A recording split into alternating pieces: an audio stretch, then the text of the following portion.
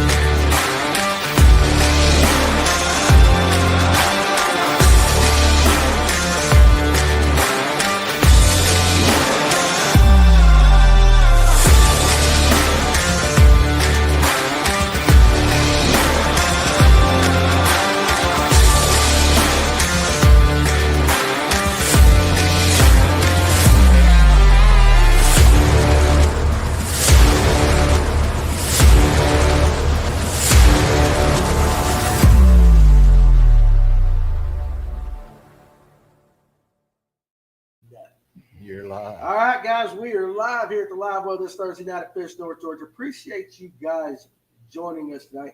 We got a really great show, and I'm really glad to introduce Colin Steele to you guys. For those that don't know, he is a fisheries biologist with Aquatic Environmental Services. And if the conversation tonight is anything like what it's been for the last, what would you say, Kevin, 30 minutes? 30 good minutes. 30 good minutes. We've learned more stuff than you guys have probably learned already. So one of these days, you guys got to jump up here before the show and hang out. That's when all the real juice happens. So you guys in the comment section, we'll get to you guys. Let's take care of a little bit of business. You got to lighten me up a little bit, or am I too low there, Tim? Do I sound all right?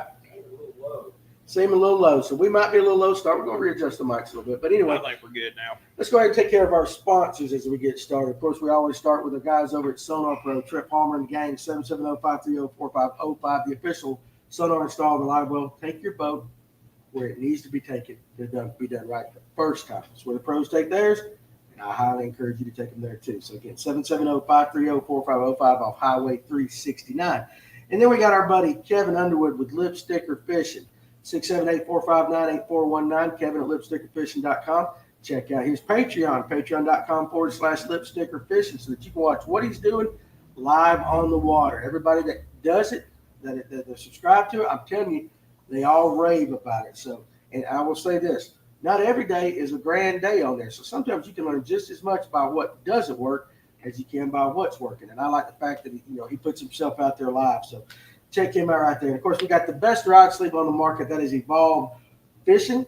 We got them here at Fish, North Georgia. And you also can check them out at evolvefishing.com. Guys, listen, they float. They got all the little safety and cool little features on it. Best thing about it, though, is the hooks, when you throw it in your rod locker, they don't get jammed up or anything like that. Check them out at evolvefishing.com. And then next we got the Money Saver Lure Retriever, Richard Key's product from up there in Tennessee. I just got a new shipment in today, and so it is the best plug knocker on the market. There's not another one that compares to it, guys. I'm telling you, for all the money that we spend on all these expensive baits, when they get hung up, you want something that's going to get them out, and the Money Saver Lure Retriever absolutely does it. I highly recommend it. I use it because I stay hung up all the time. It's the best thing I've ever bought as far as getting my baits back. And then we got our buddy Bill Payne on Lake Allatoona. Bill Payne's Guide Service, 706-280-2305. Guys, he's a legend. You probably forgot more today than I've known my entire life. If you want to know what spotted bass are doing and the largemouth on Lake Allatoona, Bill's your guy. He also does seasonal smallmouth trips. And if you're somebody that needs their sonar dialed in, Bill Payne can do that for you. Again, 706-280. Pop that back up. I hope that's right there. 2305. 2305. And then, of course, we got the kid, Brooks Anderson with Brooks Anderson Fishing on Lake Lanier. Spotted bass. That's what he specializes in. Where they're at, why they're there, and how to catch them. And again, if you have a younger angler in your family, in your household, or somebody you love or know, you need to take him out with Brooks and let him get them started on the right trajectory of their fishing career, especially high schoolers and college anglers. He's one of the best out there, folks. Check him out at brooksandersonfishing.com and his YouTube, Brooks Anderson Fishing as well. And then let's go ahead and do our buddies, Fishers of Hope right there. Tony Watkins and the guys up there. Their mission is to glorify God, be servants of his word, to bring those in need to peace and hope that only he can bring. They throw fishing tournaments for people in need. We all know there's a bunch of people in need, and they try to do their part in helping out in any way they can. Also, too, they've got and Tony, you can correct me if you're watching tonight, they got a banquet April 8th in Blairsville, and everybody's invited. They're going to have barbecue there. I might even speak there. I don't know, but I'm going to go. But check them out, Fishers of Hope Ministry at gmail.com and on Facebook at Fishers of Hope. And then right behind me in the widescreen, we got our buddies Brock Turner and the gang over at Turner Tires, 706-253-3339. Jasper, Georgia, if you need tires or alignment, they're some of the best out there. So I get my tires done. You're in and out, and they're a great local family business. So you guys support all of our sponsors. So let's check out who all we got up there. Wyatt Martin said, turn the mic up. Picture sure is fuzzy. Hey, well, I don't know what that is. Picture is bad. Danny is on another mic. So did we get that fixed? I don't know what the demons did Tuesday night. I don't know why it was picking it up right before we went live. Hang on, I'm going to turn them all off for a second, turn them back on. Tap on yours, Danny. It's picking it up, but it's like very low volume. Really? Kevin, say something. Say something. Whoa. Kevin's hot. You say something. Yeah, you like that comment about Wyatt already? Sounds like he's been drinking something. Might be. That's your buddy. It's your mic. It's my mic? Yeah. Turn that thing all the way up. Is it all the way up? Tap on it now. Same result. So anyway, I'll tell you what. Kevin sounds good. Kevin, Yes. talk for a while. I'm going to go see what's wrong with my mic, and then we'll get going. All right, let's read some of the comments already. Alex Perez, sounds like the old basement episode. Yeah, you're right about that. Sounds like he's drinking moonshine, and you're right about that. Your mic's not on, Danny. The sponsors look good, but the cameras are fuzzy. No, we're fuzzy. Kevin sounds good. Thank you. John G. Wilson, Alex, me too. I'm packed and loaded and rigged, headed to Russell for 4 days of camping, fishing, and learning in the morning with Brian Lattimore seminar and tournament. He puts on a pretty good seminar. You're going to like that, John. Greg Grimes, webinar went well. Now time to listen to the real expert. One of your buddies? That's my boss. That's your boss? Yeah, Okay. he is the expert. He was. Well, come on down. He had another. Come on podcast down if you webinar got to time. do tonight. Otherwise, he might have been here. Is that all the questions we've got so far or comments? You just start asking him questions. Okay. Good deal. The topic that has always bothered me, and it's been on the show many times, bed fishing. What kind of detrimental is there to it, or is there any at all? Yeah, I mean that's a good question. It kind of depends which way you look at it. Now, if you're looking at it at the way of is it detrimental if I put a fish back? Does it go back to bed? There's one answer for that, but I mean, every fishery is different, and some are going to be flawed if you have good spawns, and some are going to be flawed if you don't have a good spawn. So every lake's going to react different. But I think what you're asking is more on the lines of if I'm tournament fishing and I catch bass on bed and I take it 5 miles down the lake, what's going to happen? And there's some good research and papers on that on the online for some universities and whatnot. But the answer to that most of the time is that if you catch your fish and you release it at the spot, most of the time, 75% of the time, that fish is going to go back to its bed as long as you're not stressing the fish out too much, put it in the live well. And if you stress the fish out a lot, it may not care to go back to bed because it's going to be worried about itself and the stress that it's going through and make sure that it's healthy. But if you take that fish, put it in your live well and go 5 miles down the lake, there's a pretty good chance that fish isn't going to come back to that bed. It doesn't mean that it won't go bed somewhere else, but it's probably not going to go back to that bed that it was on. So the stress is still on the fish. They may not bet at that time, but they could bet at a later date. Yeah, I mean, if you're fishing, you catch it and take it to the boat ramp, that fish may go find another bed on the other side of the lake. That's totally possible. But it more than likely won't be going back to the bed that it was on. Okay. And there's a lot of good research online that has shown that they've done telemetry and tracked fish through different tagging methods and went and deliberately caught them off bed, took them to a different spot, dropped them off, and then tracked their locations. And some fish did make the journey way back, but the percentage is much lower than if you were just to release the fish right then and there. So if you're bed fishing and you take it, you can just about count on that fish not going to that exact same bed most of the time. All right. Working their way back, what kind of time frame we looking at? Let's say we're 5 miles away. Is there an estimated time frame for that fish to get back to the area that it was caught in? Not necessarily the bed, but the area. Well, that question could go a lot of different ways. I don't really think that that fish necessarily will go back to that area. I mean, these fish are after, they're gonna feed on what they can where they see it. They don't really care if there's food right in front of a largemouth bass or a spotted bass and it's hungry. It's gonna go eat it. It's not thinking I need to go back to my bed that's 5 miles away. They're gonna see a good spawning area nearby and they might go pull up there and go spawn if that's what they're wanting to do. But I don't have a timetable how long it would take a fish to go back that long, because there's a lot of studies that show some fish do go back to where they were caught, and it could take a year, it could take a couple of days, but some fish don't go back at all. Okay. And not to mention the mortality of those fish that you're catching is really high after a tournament. Here we go. Can you hear me now, you guys?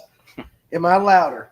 If not, You're gonna have to get right up on that mic. how am I now? Oh, that's perfect. Is that perfect You right just- there, you baby? I'll just make love love on to that it thing all the rest night of the night, and long. we're good to go. I will do it all night long. So, guys, that's what happens when you do something live. It's just the way it is. It's just the way it is. Yeah. Welcome to Danny the show. sounding good now. Okay. Appreciate it, guys. First All right. time we've heard that all day. It's something I never hear. I got you, Dave Aldridge. My wife tells me, shut up. So let's pop another question out there. Darian Moss, does fishing with black at night make a difference, or is it just an old wives' tale? I think more importantly at night it's about sound than color. Right. I mean, personally fishing for me, I've caught them on every color at night. But I think you're going to more have to focus on that lateral line at night, throwing like a big spinner bait or maybe putting beads on your Texas rig, stuff like that. And you're going to have more efficiency that way than wearing them up color. Now, if you're, fishing by light, then maybe that will come more into play. But the black does have a good contrast of watercolor at night, and that's why it's used. The bass can pick it up a little bit better. But if I'm fishing at night, I'm going to use their other senses that are more aware at nighttime, like sound, that they're picking up from vibrations. Okay. That makes sense. So I would go with like a bead or a spinnerbait. All right, guys. So hopefully everything is picking back up again. That's what happens when you do it live, and that's what makes our show great. It's just what makes it great. We roll with the punches right there. So anyway, all right, that's Wyatt Martin. I'm not going to let you know what's in the cup, baby, but you're close. Let's see. It's Bike Club juice. Bike Club juice. We got a lot of that. So I'm sounding good now. All right, so now we can start the show. The hell with you as a guest. They just want to hear me. No, I'm just kidding right there. So Darian Moss wants to know. Oh, well, let's see. I'm all over the place. Let's start with Tony Hall. Did we just answer that? How far do fish typically travel once they're released at weigh-in? Pretty much. Yeah, we pretty much kind of covered just that got one that. there. Okay. There's not really a perfect answer, but there is good studies of that online that you could look and see just how there's no limit of how far they're going to go versus not. There's not really a true answer that these fish go here and these fish go there. Okay. Hey, that makes sense. So good. What's your opinions on the fall spawn in some southern lakes? Thad Moody Outdoors. Appreciate you joining us tonight there, buddy. Are we talking about bass here? Yes. Yeah. That's That's okay. how I'll just we make sure they're talk not about- talking about shad. Or No, that's all we talk about is bass here. something. I'm not aware of very many lakes that have a fall spawn. To have a fall spawn, you have to manipulate moonlight, environment, water color, or water temperature, Yeah. the sunlight, like moon phase, like how there's so much sunlight right now during the time of the day. They relate to all those things. And to be honest with you, I'm not aware of fall spawns of largemouth bass that aren't manipulated to have it. You can Gotcha. manipulate them in an enclosed system to have a fall spawn, because you can change their environment so their brains are thinking it's time to spawn. But it's very rare to have like a fall spawn. I've seen eggs, cutting up bass in the fall. And some guys might think, oh, they're about to spawn. A lot of times they're just building up for the next year. They start that early sometimes. They can. Okay. You can cut bass open all the time that have roe in it. Right. Yeah, that's an interesting question. Well, so Alex says he hears of it in Florida, but I would think Florida being a totally different I was just in Florida down there with Digital Sports for the last couple of days. It was fan-freaking-tastic. But I think that weather is a little bit different down there. It's a whole different environment. Yeah, I mean, in Florida, they spawn in January and February. So if you have a temperature snap December or even late November, you could see a spawn that fluctuates at a different time of the year. 2 years ago here in Georgia, we had a spawn in about Atlanta South that started at the beginning of February. I was shocking lakes, and my fish were on bed.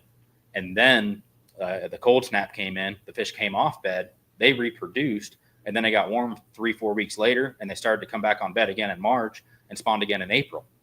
And I could see it because on our shock data, I saw 2 different size classes of fish that fall. Right. And I knew we had 2 different spawns because I remembered shocking.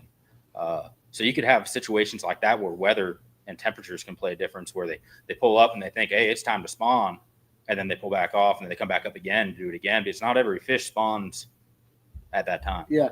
Do you think it's just a lot of guys seeing a bass act a certain way in the fall, and they just might mistake it for being spawning bass? What's that? Like if guys are just seeing bass in the fall, maybe up shallow, and you might see 1 or 2, maybe they mistake it for a fall spawn? Yeah, I mean, they could be demonstrating some traits of spawn, like coming up, and you might see them in beds or something. They could be feeding on bluegill. They could be creating some type of bed. But I think it'd be weather dependent, especially in like South Florida, because that weather's, year round warm. So if you have a little bit of fluctuation in weather, those Right. fish might get tricked into some type of, false spawn, and they might even pull up and spawn. But I would say it's rare Okay. to happen in very many lakes. Okay, that makes sense. Darian Moss, appreciate you, buddy. What's the deal with red in the spring? A lot of people throw it because they, eating crawfish in the spring. And I think Wyatt Martin in the comments says that they got lipstick, I'm throwing red. Right. A lot of guys say that. Be so honest, tell coming me out of the exactly winter what you time. So think. coming in wintertime, there's another study that shows that largemouth bass eat about 50% of their diet is crawfish in the wintertime. Not spotted bass, but largemouth bass. Right. And then as we come into spring, that diet actually changes down to about 10% of crawfish. So a lot of us are throwing that in that cold, late winter. Right.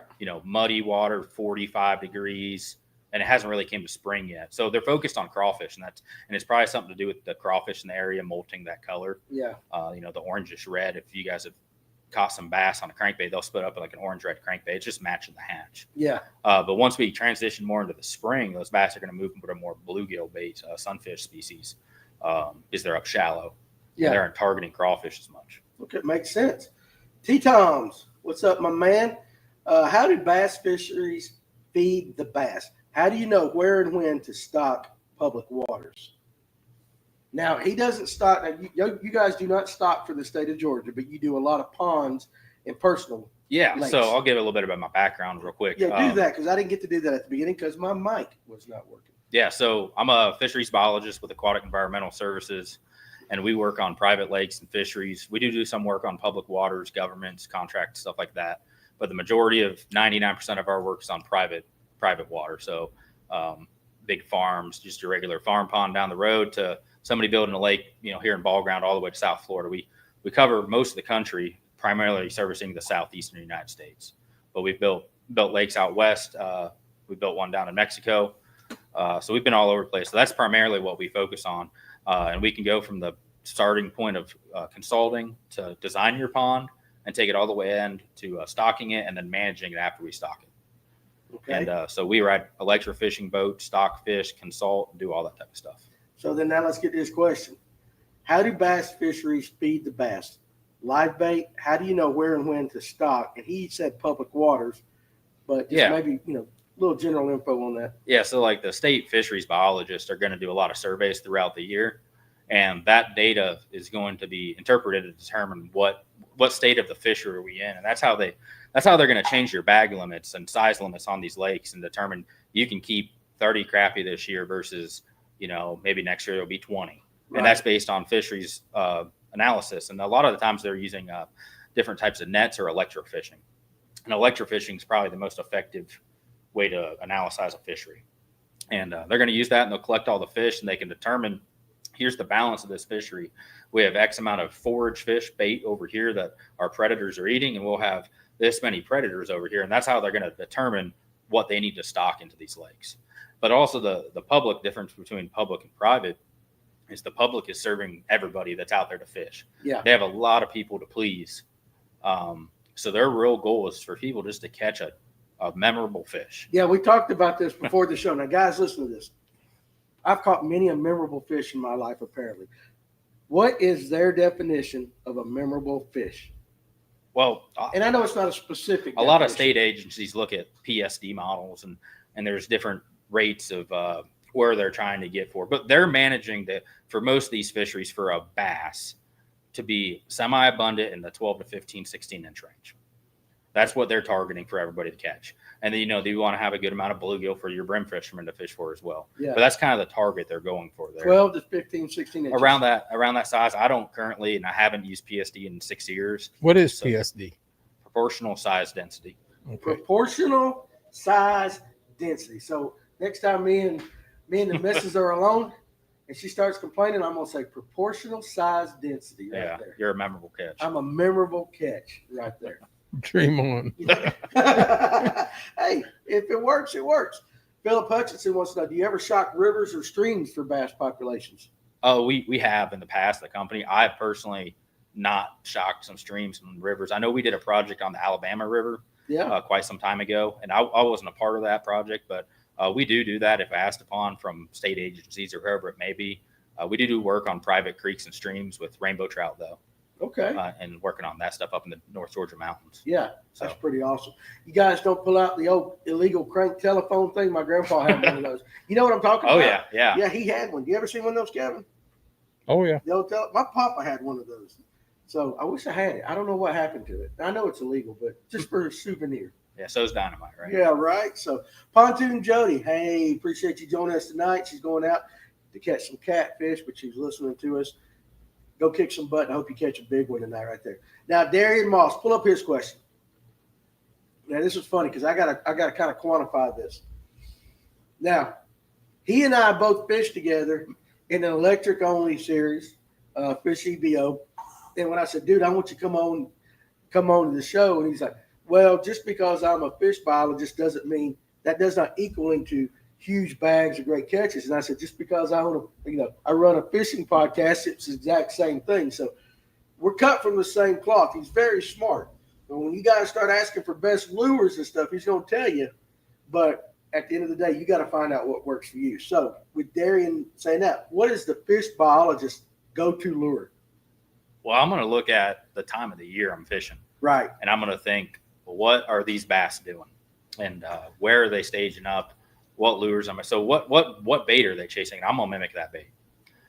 So it's going to change throughout the year. If I had to pick like a top couple baits, I'm going to go with a spinner bait. Yeah. Because you can mimic a lot of different fish with a spinner bait. Yeah. You can look like a bluegill, a shad, and you can throw it on a good windy day. A jig, because you can make a bluegill and a crawfish, which is probably the two most consumed fish in the lake, except for some of these blueback lakes around here. Right. But in a pond setting, that's where I'd go. And then on the lakes around here, I'd throw a swim bait Swim bait because of the herring. And because the herring and redfin shad all and that the shit. spotted bass Yeah. is why I'd go with that.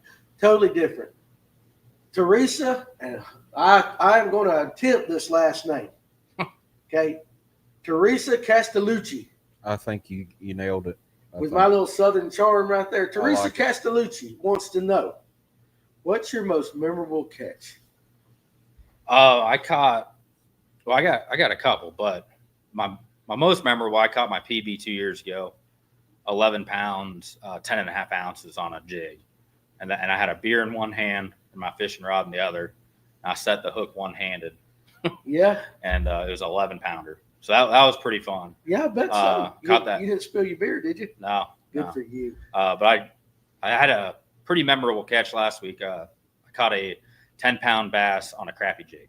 That's the one that, if you guys saw the post on Fish North Georgia's group page today about the show or on any of the other pages, you see that one he's holding up. That's the one where he's got that long hair in there like he's got now, these locks of love.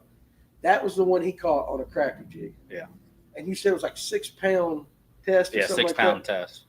That's insane. Yeah. But that might have been what they were hitting that day. I think I put that bait in the fish's mouth. Well, eventually you did, but Yeah, still, you I think never it was know. pure Listen, luck. But you know how many guys, first of all, have never caught a 10-pounder, much less caught a 10-pounder on a crappie jig, much less caught it on 6-pound test. I mean, it's kind of an impressive feat. Yeah, and If you had a beer in your hand while you were doing it, it'd have topped it all. oh, for sure. Yeah, that's awesome. Let's see. Philip Hutchinson wants to know when you did work in the North Georgia mountains with trout, because he's a trout guy. Yeah, so he's a trout guy. So on some sections of river that are private creeks and stuff that people have, we get permits and we can stock trout along those sections for the guys. And we'll put fish feeders up and keep those trout maintained in those areas. We'll walk the creek and do it. You know, we might go out there and do some consultation and find the best spots for these trout. And then we'll go out there and stock it. And then we'll add some fish feeders to not only feed the fish and grow them into trophy sizes, but then maintain them there. Right. And they'll stay there year round if we don't get blown out. I mean, I've been to a couple guys' places that he's got a section of the creek and there's public water just right down the road. He's got a ton of trout there in front of his feeder, multiple pound trout. Mostly rainbows you stock? Yeah, we do stock brooks and browns as we get them, but they're more limited quantity and more expensive. So we stock 99% rainbow trout. Rainbow. Yeah. There you go. Greg Grimes, proportional stock density, but you nailed. That's the boss, man. Is Just that your coming out. boss? That's the boss. He's just going to chime in all night on things.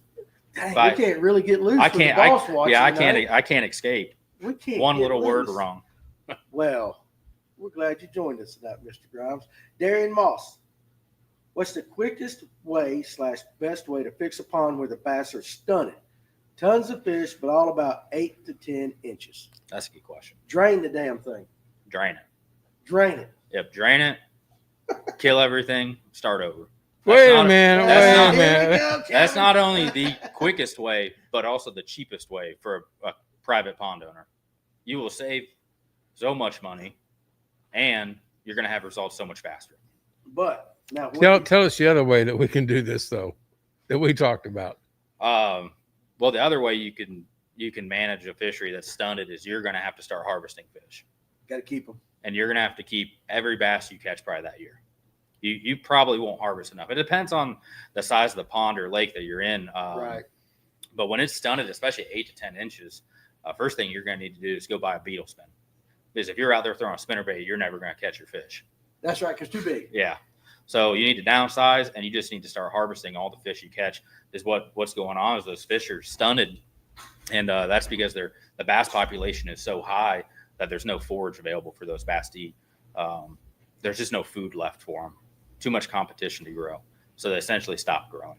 So y'all need, if you're fishing a hickory log over here in Canton, y'all need to keep some bass. Oh, we could talk about hickory log. We all got we to want. keep some bass out of hickory log. Now, my partner did catch a 10-2-4 the other day.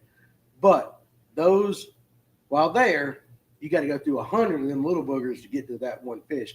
Because I think, I've always said there's 12-inch bass and there's bass that eat 12-inch bass. But there's always a hell of a lot more than 12-inch bass. Yeah, so hickory log's a perfect example of a stunted fishery. Mm-hmm. And it's not that big of an impoundment, so it acts a lot like private ponds and fisheries. Now, big reservoirs like Lake Lanier have so many dynamic changes with fish coming from the creek and other predators and fishing and all that type of stuff.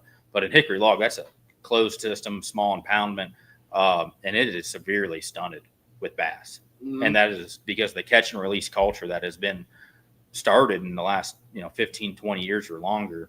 And this is what we're left with when we repeat that process. 100%. I agree with that right there.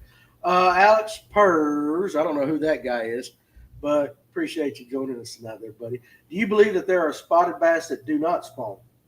And then we'll go back up to Thad Moody. I didn't see that question up there, Tim. So let's get Alex's, and then we'll go. Yeah, sure. Not every fish will always spawn. That fish could be, the fish are going to spawn between 62 to 65 degrees, somewhere in that window, a little bit warmer, a little bit colder, Right. depending on temperatures. But, a fish could be on Lake Allatoona and getting ready. It's the time to spawn. That fish is ready. And then a flood comes through. And it's like, now it's not the time. And then a cold snap comes through. And then this next thing comes through. And they might just miss the spawn. Yeah. Okay. They're not going to be 100% always spawning. Yeah. And that's what we call like fluctuations in recruitment of a system. You may have good years where your recruitment, reproduction of these survival of these fish is really good. Yeah. And there's years that it's not. These different factors that come into play. So not every spotted bass will spawn. And you could have a fish that just chose a celibate lifestyle. Could be. You never know. We don't You judge. never know. Now go back up to Thad Moody up there. Had this debate with one of my former fishery professors at MSU. Now I'm going to assume that's Mississippi State Could be or Michigan State or University, Michigan one of the State. two. One of the two. You can let Probably us know. Mississippi State. What's your opinion on them separating the now Florida bass out from the rest of the largemouth? Yeah, so if you guys aren't aware, that's a new thing. There's the southern largemouth and the Florida largemouth now. Well, we've came a long ways with genetics over the last 10 years with Share Lunker and programs like that, and they're doing some really great research. So the question is, what my opinion on that? Yeah, what's your opinion? I think it's funny that like when they did separate, there's a new world record. That's my opinion. Yes. That seems flawed. Yeah. Like I feel bad for that guy that had the record. Now it's not, like they can get beat with the southern bass or whatever. So or the new Floridas or so, that's interesting. What's the difference? It's new. It's truly so new that I have only tested genetically one batch of fish where I got the results with southern largemouth in my results. But what is the difference between Florida and southern? Is there, to the naked eye, can we tell? No. Yeah, that's what I'm saying. No, the only way to tell is through level. It's genetic testing, and they're just their old stock that they're calling that's been down here in the southeast. The Floridas, the pure Floridas are going to have different genetics with lethargic activity. They are cold intolerant. If you put a Florida bass north of the Mason-Dixon line, it's not going to fare well. It probably will die on a bad winter. Okay. Whereas your southern largemouth, they probably discovered, and I'm not a geneticist, so I don't know the true answer to this.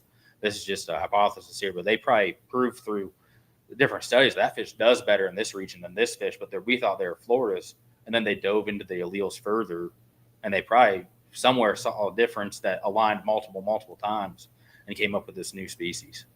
But that's over my head. Yeah, but we can't tell just by looking at one. There's no noticeable difference. The Floridas sometimes have a slight pattern, but the water could be a different color that day and that pattern's not there. Yeah. So no, the best way to tell is a genetic test. That's interesting. So what's up, Tony and Farmer? I saw you doing that. And Tony Watkins, Fishers of Hope. I mentioned earlier, and Tony, you know how I work, dude.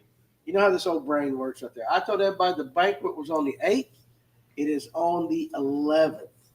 On the 11th. So I apologize for that. I'm glad you corrected me because hell, I'd have drove up to Blairsville on the 8th and nobody would have been there. So what are you looking at me for? You'd have gotten good seat. I would have got a hellacious seat right there. Yeah. Let's see. Brad Silvers right there below Tony's right there. What are the spawning differences between threadfin and alewife, gizzards, you name it? What's the differences? We talk about the shad spawn, the herring spawn, all that. It always comes up on the show. What are the differences? Time of year for most of them. Those are 3 different species that act different. Yeah. Your gizzard shad are most of the time staying shallow most of the year. They might and they school up too, but they're not as pelagic as a threadfin shad. Right. And that's going out to the middle of the Lake Lanier doing who knows what. But the threadfins do come up shallow. Now, alewife is much more deeper fish than both those species. What we got in Carter's. Yeah, and an alewife is kind of a close cousin the way they act as a blueback herring. Mm-hmm. Not too familiar with alewife spawning characteristics, but your gizzard shads are probably going to spawn earlier than your threadfins. Gizzards should be getting ready to go on bed here soon. Okay. And then threadfins are going to be a little bit later. But as in terms of their characteristics, you'll probably find gizzards in a little muddier water typically. Okay. And back in the backs of creeks like that. And you've seen threadfin. They'll kind of get up on that stuff too, but they like rock and substrate like that as They'll well. do right on a bridge piling too. Yeah. They like something solid to kind of. Yep. Okay, and then bluebacks. We always talk about with Lake Lanier, the herring spawn, and now most of the time it's in a blow through. It's kind of in certain areas, but is that kind of gizzard then threadfin and blueback, or you kind of know? Yeah, so I don't really study the big reservoirs too much, and bluebacks were kind of a new phenomenon or somewhere around this area in the last few years. So I didn't really truly study a bunch about blueback herring. So I don't know that answer. A state biologist would probably be a better answer for that. But they're a similar filter feeding fish that are probably going to spawn with the same characteristics as some of these other fish. Yeah. They're going to be a morning spawn, just like these other fish, shad, morning spawn. Yes. First light up into the shallows, pushing up against the structure that they can cling on to. Yeah. Stuff like that. They're real similar together, but they stage at different times of the years. But I don't have a ton of background on blueback herring. I'm from, up north. I'm Yeah, a you Yankee. are a Yankee. Yeah, I'm a Yankee. So we don't have I didn't want bluebacks. to bring it up because I've been fussed at for calling people Yankees Yeah. before, but you are a Yankee. Yeah. You eat grits. Oh, yeah, I like grits. Okay, good. Then you're good. with it. That's He's all a- that matters, as long as you eat grits. Bottom line outdoors. Can the introduction of shad, threadfin shad, cause negative effects to a fishery? Threadfin. Yeah, probably depends on each fishery, but I don't see a negative effect of adding threadfin shad if they can hold that fish, if they can maintain their population. Threadfin shad are really good spawners. They can blow up. They can cause a lot of bait out there.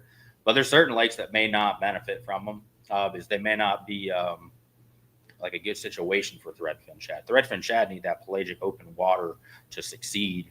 So they're not going to be good in a 2-acre timber field farm pond. Probably not. No. Gotcha. Yeah, you'd be better putting bluegill in there Bluegill for or the something bass. like that, yeah. So in that situation, yeah, threadfin are not as good as a different forage species. Now, if we're talking big reservoirs, threadfin shad are a great bait out there. Is it the bait that's going to grow the biggest bass? No. Yeah. So like hickory log we brought up earlier, it's got threadfin shad in it. Latham over here has threadfin in it, but the spots really didn't blow up until bluebacks were introduced. Yep. So if you got a lake that can, and Alatona's seeing it now, Kevin, you're Yes. on there. Now that the bluebacks are taking up, and of course we all know about Lanier, especially with spotted bass. Yeah. It really blows them up. It's a better, I guess, food source, protein Yeah, source. they're bigger. They're a bigger fish. A threadfin shad's 2 to 4 or 5 inches. Herring can get much bigger than that. Yeah. An easier meal, bigger. Well, maybe not easier, but bigger. So they're getting more out of it. But interesting on like the bluebacks, Alabama bass, and largemouth scenarios, it's been studied and showed that when you introduce blueback herring into a spotted bass fishery with largemouth bass, you will see an increase in relative weight, which is the length to weight ratio of a fish. It means it's healthier. And there's studies that prove that over at Lake Norman, that when they introduced blueback herring, we saw an uptake in spotted bass weight and largemouth weight. But the funny thing is it causes a decline of the largemouth population while an increase in the spotted bass population. Why do you In think 3 that is? different lakes, it did. Yeah. Why do you think that is? Because And you just those hypothesize. blueback herring are a fish that are out in the open water, and a largemouth bass is not suited to do that. Yeah. 75 to 80% of your largemouth bass are going to live in the shallows year round.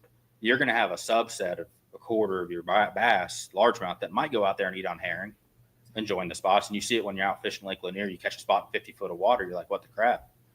But and then a largemouth in 50 foot. yeah, that's why I meant largemouth. Yeah. But that's kind of the Alabama bass and spots are able to do better feeding on those fish because that's what they're built to do, is chase those shad around in open water, where largemouth bass is meant to sit behind a log and wait for a fish to swim by.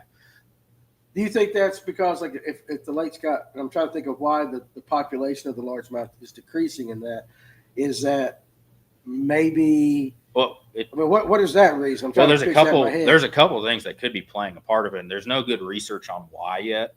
There's a few hypotheses as what could be happening. Blueback herring do compete with juvenile fish for food when they're larva sized. Right. So you do have some competition of which could be reducing the recruitment of largemouth bass. Mm-hmm. And if they're feeding where larval fish are hanging, that's up in the very shallow water. That's where largemouth bass fry are going to be, and they could be eating up on their fry. I've heard that. And also, if your largemouth are struggling because there's all the baits out in the middle and they don't want to go chase it, they're slowly going to, fall apart because their population isn't as healthy. But as the bass decreases, why do they get healthier if they decline? My hypothesis on that one is that there's less largemouth bass in that lake than there was 5 years ago. That means there's more bluegill in the shallow waters. Now there's more food for those bass, and that's kind of why you might be seeing these largemouth bass blow up on lakes like Alatoona that are seeing the blueback herrings come into the lake in the last 5 to 10 years. And now you're seeing, bass populations of largemouth bass are not high, and they're actually declining, but the quality that we're seeing being caught is higher than before. Right. So they're And able it to could get be more food. it's probably a population dynamic of more bass, less food, and then we swap less bass, more food. And now these bass are growing better with the more available food in their areas. But they're still not set up to thrive Right. like the spotted bass can. He's smart. We get a smart one on here every once I'll in a have to while. watch this show back I know, about we're 4 or gonna have 5 to go times. back, take notes. Hey guys, listen to, if you had a question up there, we missed it, put it back down again because a lot of comments coming in. Creek Crawler, what's up to you, buddy? Tony Hall wants to know. Oh, real quick, Wyatt Martin said he caught a spot on there in August leaking eggs.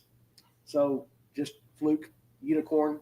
Yeah, I Maybe mean, it could be it fish that could. didn't spawn in the spring, but that doesn't mean that the males are going to be able to go up and fertilize. Yeah, That they're going to be ready to do that. yeah, that makes sense right I mean- there.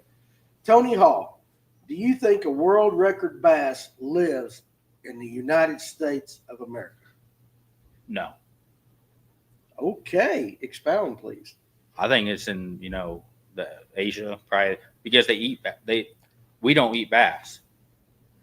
Which, yeah, Think about 40 years ago, Bassmaster holding up fish on stringers, yeah, they were Dead. monsters. dead Yeah, on stringers. How was the quality of fish in most lakes, well, great. except new lakes? Don't talk.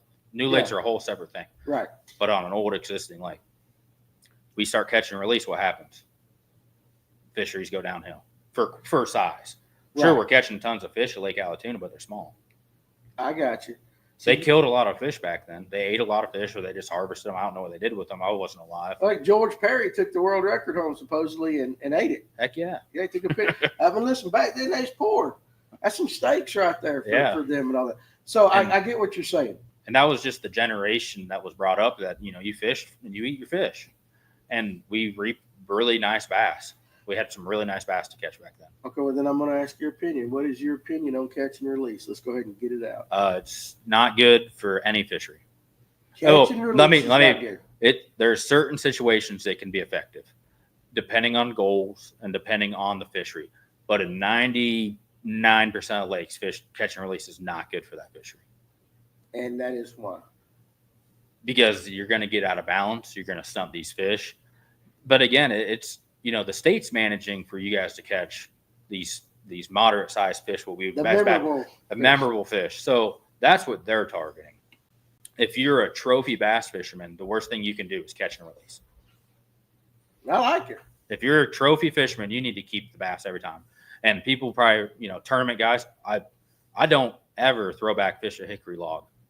Right, yeah. I was going to get DQ'd, I thought the other day, because my partner was going to keep our fish in a tournament. Yeah. Because he's like, I'm not throwing these things back. This lake sucks. Yeah. And I understand. Yeah. I understand that. And, But you think that whole mentality is what's throwing it off. oh, yeah. I mean, it's catch and releases killed the quality bass. Now, there's lakes that are blowing up right now, and there's other circumstances that come into play for that to happen. Right. And there can be the phenomenon that these lakes get really good. And that could be the blueback herring coming and changes the dynamics. But if you just have a standard fishery that's staying the same for a long period of time and we're just catching and releasing and nothing else is really changing, it will go downhill. You're going to catch smaller fish and more of them, but they're going to be smaller. And then you'll catch one big one. Right. Like a hickory log. Yeah, because that bass can turn around and eat everything. Because it got past the curve somehow. It was the bully bass. It was able to turn around and eat its friend. Yeah. But if you want a quality fisher, you're catching bigger fish, and then you're going to have a couple really big catches a year. Yeah. That makes sense. Versus like one guy at Lake Allatoona catches a 10-pounder a year. That's a quality fishery. It's like OH Ivy, where they're catching tons of 10-pounders. But OHIV, is it tougher you don't catch as many fish as Allatoona? Is that what you're Correct. saying? And that lake had the new lake effect from the droughts out there and the lake coming up. And I don't know everything about OHIV, but I do know that it's reaping from the new lake effect, which is essentially when you have a new lake, it's really good.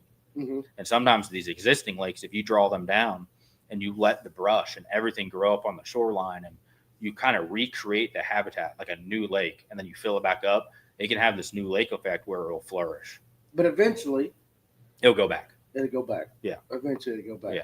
So are you campaigning that lake should be drawn down or killed, and then No, I'm campaigning everybody keeps their fish.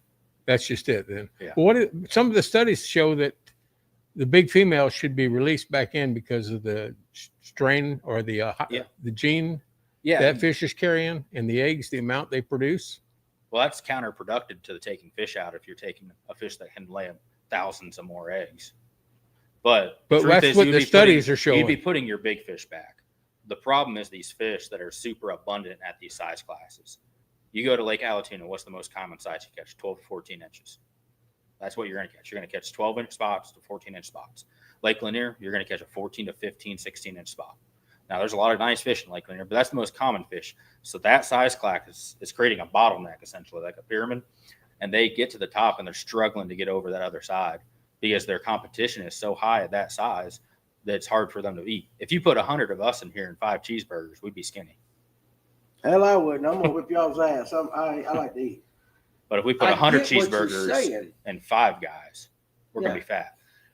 Exactly. So, okay, let's just take Alatoona. So if you were making a recommendation, you would tell people, hey, if you're catching a 12 to 14-inch fish on Alatoona for a couple of years, you guys need to keep them.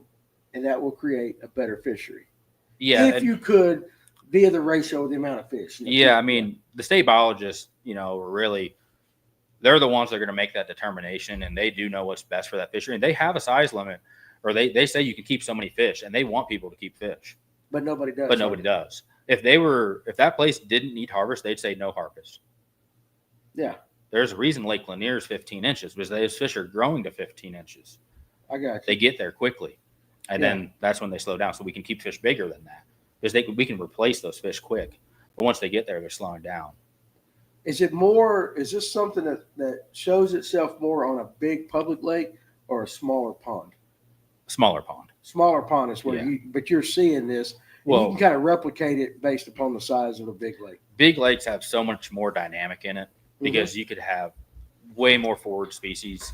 You could have 60 species in a lake, tons of minnows and different suckers and carp and predators and all this different stuff that plays into the dynamics. And that's why the state biologists do all their surveys and they make recommendations based on that. In a small impoundment, they're controlled. So to make management decisions much more controlled. Yeah. So I'm not a state fisheries biologist managing Lake Alatoona, Lake Lanier. So I can't say everything, but I do know if we harvested more fish, these fisheries would be seeing larger fish in the future. Your average fish would start to increase. That's very interesting. Alex Purrs, wonder where this question came from. What do you think about keeping fish in the live well all day while fun fishing? Oh, Any time of the year. Just put it in a cooler when you're done. how do you feel about that, farmer? Yeah, some farmers on there. So okay, so that we just in our group message kind of thing with the guys on the podcast, we had that little discussion today and all that. But if you put them in the live well, you just want them to take them home. You may as well. I mean, half those fish are probably going to die. You think so? There's a lot of mortality studies out there, and I recommend a lot of tournament guys to go do their own research. But it's a lot higher than what people think. Is it really? What would you say is the average? I don't have that number in front of me. If you had to guess. Probably higher than 25, 30%. So at least 1 or 2 out of every 5 bag limit. Probably. Mishandled, stressed out. Do you think that? Why do you think that is? Do you think it's because of the way people handle them, as opposed to if they just put in the live well the right way and they got the right amount of oxygen and they're taken care of? That's one thing, but the majority of anglers just chunk them in a live well. If you put them in a live well and hold them all day and beat them up, and you're going to cause stress to those fish. I mean, we haul fish for a living and we kill a lot of fish. Really? And we have salt in our tanks. We have oxygen systems. We have everything buttoned up. We expect when we haul fish properly with minimal handling, professional biologists, 5% to die. At least 5%. Every time. And that's a biologist with expert professional equipment. You guys take all the precautions that you possibly and we can. expect 5%. And you expect 5%. Sometimes it might Now we be are more, pushing limits, right? When we stock. We're maxing our tanks out for so I can get as many fish to my client as I need to. Right. So that's the truth of it, is that the mortality is much higher than you think. Interesting interesting. Research I It saw the is. other day that when you stock a lake, Steve Salmons, I think he's the one that wrote this or talked about it. He was a professor at Auburn, and I'm going to get him on the show here for you. He's a very expert in rivers, streams, and big reservoirs. Okay. Perfect. He's part of our team on our research and development on our team. And he showed in one of his researches that it was closer to 50% of fish die a year that we stock. That you stock. Yeah, and I don't know how that compares to a big reservoir, but yeah. So if I stock 100 bass, now I'm down to 50 bass here too. And that's kind of why, like, when I get to the end of a 10-year period, because a bass has a lifespan of 10 years, and we drain a lake and we stocked 100 fish, and I caught a 10-pounder. I'm like, that's my original fish, because I had a tag in it or something. Right. I should see 100 of these, right? But you don't. I see like 2 or 3. Mm. when we drain those lakes. That's one thing we don't really understand is the mortality of the fish. Yeah, and there's a lot of mortality. I mean, a lot of things can happen. That fish could be stressed out and swim off great, and 2 weeks later it could die because it got stressed, lost a little bit of slime coat, and picked up a bug and died. So how do you recommend an angler to handle a fish? Let's just say they are tournament fish Yeah. and they got to put it in the live well. What's the best things they can do to at least try to ensure the best chance of that fish surviving? Keep your hands wet so you don't wipe off the slime coat. That's probably one of the biggest things that people don't do. They'll throw them on their carpet. You'll see that slime on your carpet. That's probably one of the worst things you can do. Keeping out of the live well too long to weigh it and stuff like that, that's another thing that's not great for it. I don't know how long I'd live underwater. True. I got you. I wouldn't feel good when I come up either. Right. So those are a few things. And then once it gets in the live well, fresh water, good water, cold water. But if it's too cold, you'll put them in shock and stress them. So you can make it too cold. Oh, yeah. If you take that fish from 90-degree water and you put it in 70-degree water, that fish will go into shock and it will get stressed. Really? I always knew about hot water. I didn't think about it being too cold.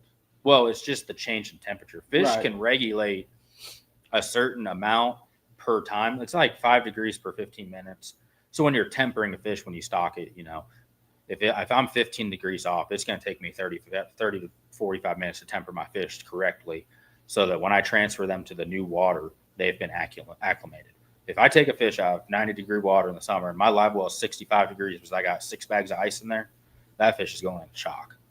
So I'm going to jump on this for a second. I'm not disagreeing with you, but I want you to take on this because in the summertime, especially around here, guys talk about tournament.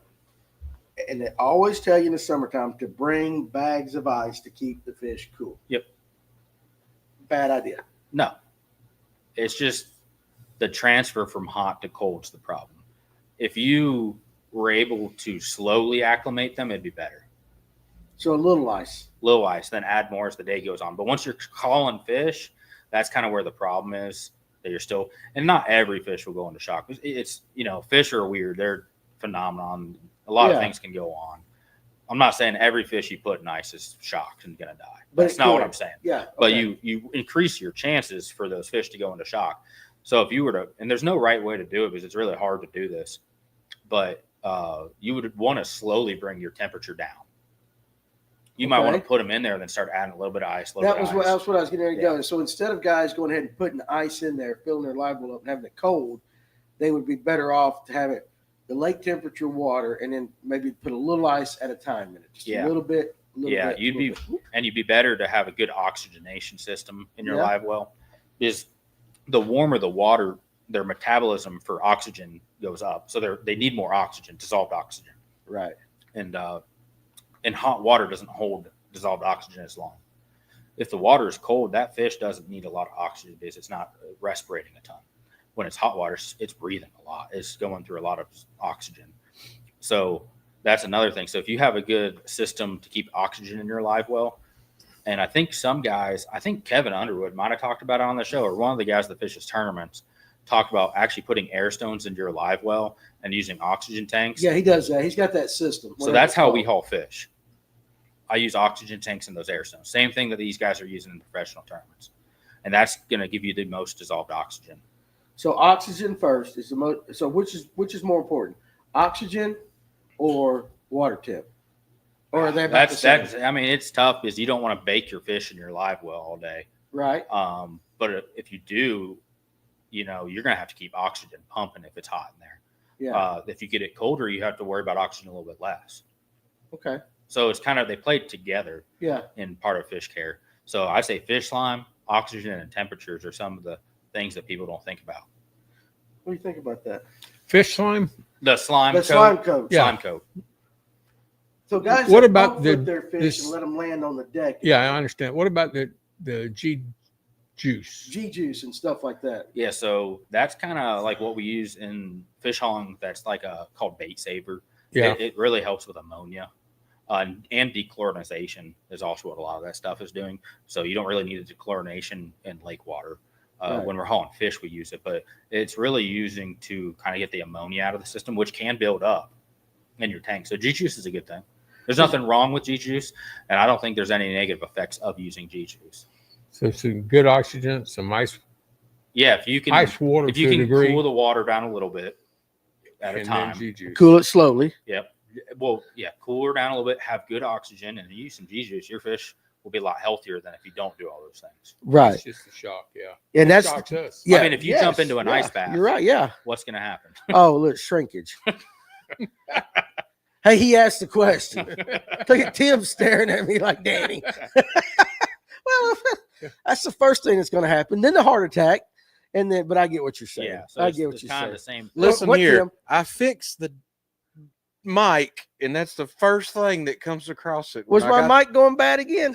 Josh and I, that's the reason I had y'all on wide angle. We've been troubleshooting, Yeah. and I get it fixed. And the first thing that comes out of your mouth was that. Shrinkage. Right. I'm sorry, Tim. I'm sorry. No. But hey, listen, if we're being honest, it is the first thing that's going to happen. I mean, I ain't got a lot to work with right there. So, the creek crawler. Kevin? What? If there weren't guys like me, you wouldn't feel so special. Do you understand that? I'm right there with you. You need guys like me. The creek crawler. Colin, glad to see that Hocking College education get put to work. Is that where you went? Yeah, so I have a degree from Hocking College and also West Virginia University. But the creek crawler, he's a YouTube fisherman, does a lot of creek fishing and up north in Ohio, and he fished, I think, the Bass Kayak Series. Yeah. And did fairly well last year, and he went to Hocking with me as well, has a fisheries degree. Brian Slanton, I believe is his last name. Great guy. Okay, Good good. guy. So Absolutely. if you want to go watch some cool videos on fishing creeks with small baits and different bass fishing videos, the creek crawler's a cool guy. Okay. Go watch.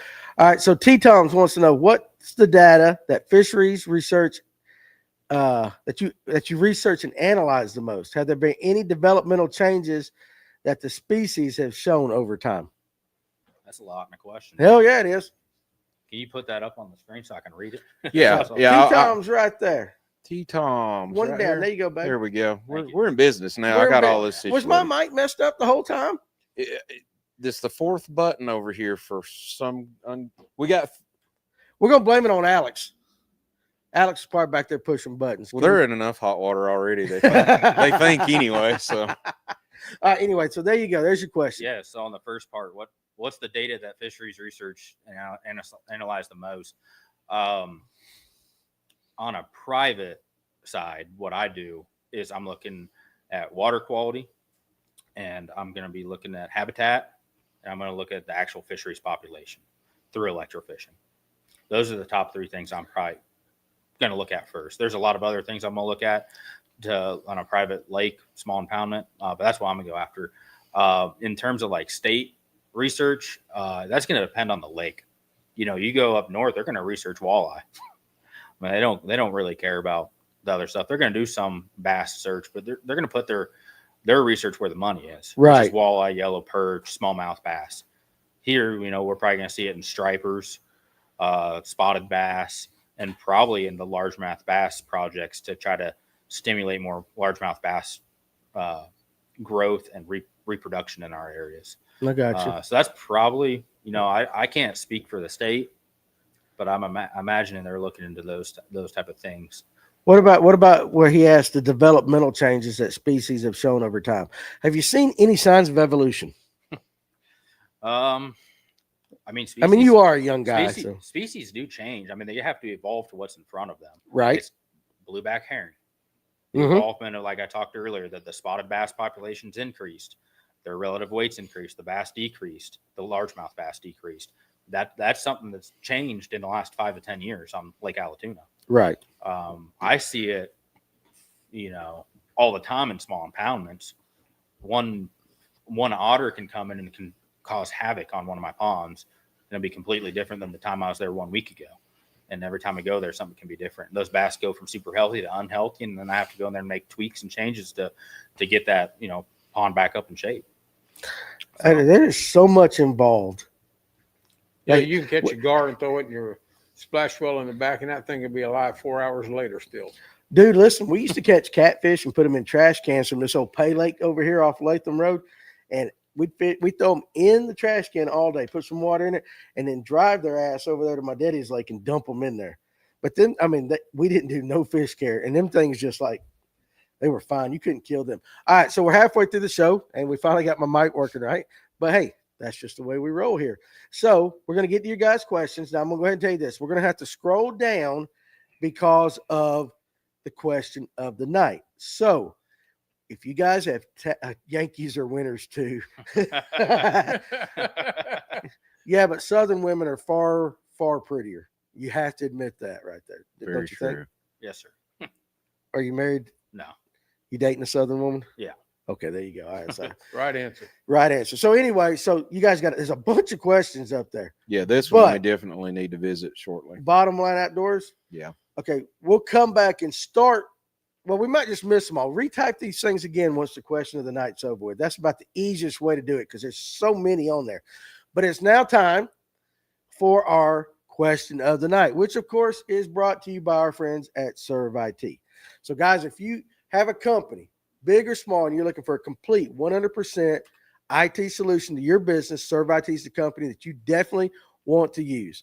You can go to serveit.com and see their process. It's one of the most impressive things I've ever seen right there. Customer service is 100% their goal.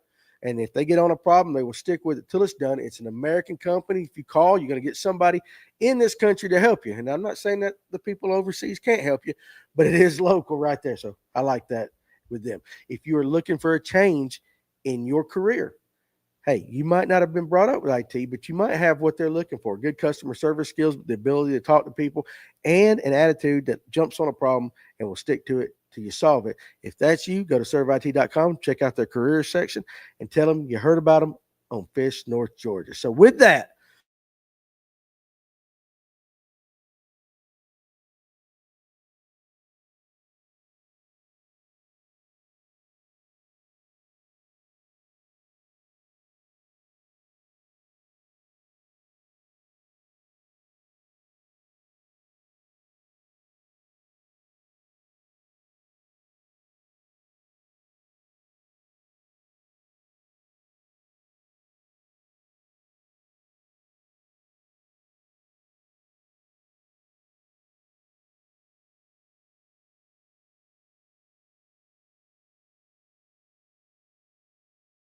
only right now, it says completely Nope. frozen. Now we're back. We're back. Listen, that is not a us thing. We got fiber. It is not us. That's on the internet company. And so anyway, I believe we're back. Kevin, look at that. Jason, damn. I told you people start guessing already. He put 16 pounds and 2 in purple. You got part of it right. He got part of it right. So, all right, here we go. Kevin, question of the night. All right, here we go. What year did the Bassmaster Classic have a day canceled or postponed due to weather? What lake was it on and who won it? I'll read it again. What year did the Bassmaster Classic have a day canceled or postponed due to weather? What lake was it on and who won it? All right, so there you go. So there's 3 answers. And for those of you guys that says the screen's fuzzy or picture's cleared out again, we apologize, but that's on the internet company right there. We did pay the bill. That's all I know. So anyway, say it one more time for everybody. Just one more time. Well, I got to find it again now. What? Yeah. What year did the Bassmaster Classic have a day canceled or postponed due to weather? What lake was it on and who won it? So there you go. So we need all those. He asked me a question. Hell, I don't know. So you guys jump on. Darren Moss says 2025 Eastern Fothergill Ray Roberts. No, that's not it. Got to listen to that question. What year was it? It was year, right? Did the Bassmaster Classic Have a day canceled, or postponed due to weather? What lake was it on and who won it? So there you go. So guys, I'm going to tell you right now, you're going to have to do your research with this in a little bit. And while you guys are watching, I'll talk to you. We'll just have our own little conversation, and then we'll get back on the viewers' questions and all that. I want to know personally, what is the biggest fish you have ever electroshocked up in a pond, lake, whatever? The biggest largemouth. Yeah. I was shocking one That was around 11 pounds. So I've never shocked like a true giant. But I shocked one that was 11, like 11 and a half. And then as I netted it, I was on the front of the boat netting. And I put it in the live well. It spit up a 1 pound gizzard shad. Are you serious? Yeah. That is It was insane. a 15-inch gizzard shad and a 24-inch bass. 15-inch gizzard shad And and a 24-inch bass. I So thought for those swim bait guys out there, they're I'll tell there. you, they're there. They will do They it. will eat it if they can fit it in their mouth. You may have stumped them tonight there, Kevin. I know that's what you're going for. You might have do because people ain't throwing out answers like crazy like Well, they I don't know normally if do. they can read it. Yeah, they can And read my it. answer is the one that counts anyway. That's right. That's the way we run this show. All right. So is it true that you can take the because we were watching in here today, it was an MLF fisherman that caught he was in Texas, he caught 1 over 10. Mhm. And that they got that share lunker program or whatever. But the guy that was with him was talking about you can pull a few scales up, send them to the biologist. What does a fishery biologist what are you able to ascertain from a single fish scale? So you can do some genetic testing, but most of the time they're used for aging of a fish. Is it like the rings on a tree? That's what I've heard. Yeah, so it's not the most accurate way. Okay. But the only other way to get an age of a fish, you have to kill them. So if they're trying to preserve like a 10-pound fish, that's how they would do that. I got and you. you can do, aging DNA through a mouth swab or a fin clip. There's a few different ways to do different aging techniques. And Do a fin clip? Scales are fairly accurate. Yeah. But the true only way to get an accurate wage is to pull an otolith, which is kind of like an ear bone that helps with their equilibrium. And you have to sacrifice the fish to get that. To get that true age. Yeah, and then you will take that and you'll put it under a microscope and read rings like a tree. 1996, Lake D's Nuts and Tupac. You can always count. You're the closest one yet. Aaron Young, JL's two. I think it means J. Ellis. Whatever, 2002 Lake. Nope, you guys ain't right. Again, you got to keep on. It's the year, the lake, and what was the third part of that? Who won? Who won? I shock them every time I pee off the boat. Sorry, I couldn't resist. Jason Jones right there. So you guys are not even close. Now, there was a comment earlier by a fellow named Dylan that came in here, and he came in here today, and I told him to watch tonight. And he put a question up there, and I didn't get to it. It's way on up there. I just remembered it. So you'd have to search forever. But what he was wanting to know is what to throw, where to throw, and how to throw. So Right like, there. where was it at? You're asking Dylan- the You know my wrong question we guy. talked Yeah, about you know earlier? my question we talked about earlier today. So sorry, Dylan, I got you. But that is a question though that a lot of guys would understand a little bit more if they paid. And I'm not saying Dylan didn't, but even guys like myself, if we had a better understanding of the way a fish acts. And that's why I said kind of the physiology, but it is different between a large mouth and a small mouth and a spot. It's different in a pond than it is in a big lake. So there's so many variables, it's hard to tell. But like if you could start off right now, say on a Lake Lanier or Lake Allatoona, and you only had one bait, what would you throw? I would put my rods in the truck. I get my cell phone out. I call Kevin Underwood, Brooks Anderson, or Bill Payne. Smart answer. That's what I would do. Those guys are great, and they're going to get you on fish better than I will. Hey, pull that back up. I know you got to go back down again because these guys ain't going to get this question. Going up, Tim White had a thing. And I say, you calling your sister, Elise Steele's there. Oh, well, hey, how Thanks you for doing, Elise? always holding fish for me when I was too scared as a kid. That's so Yeah, sweet we of you. used to go up to Canada every year and fish up there. We had a family cabin. And that's kind of how I got into fishing. Yeah. Was that cabin up there every year, smallmouth fishing, Right. pike fishing, everything like that. Yeah. So Tim says every lake needs a Terry Adams to an extent. So for those of you that fish Latham a lot, you know Terry.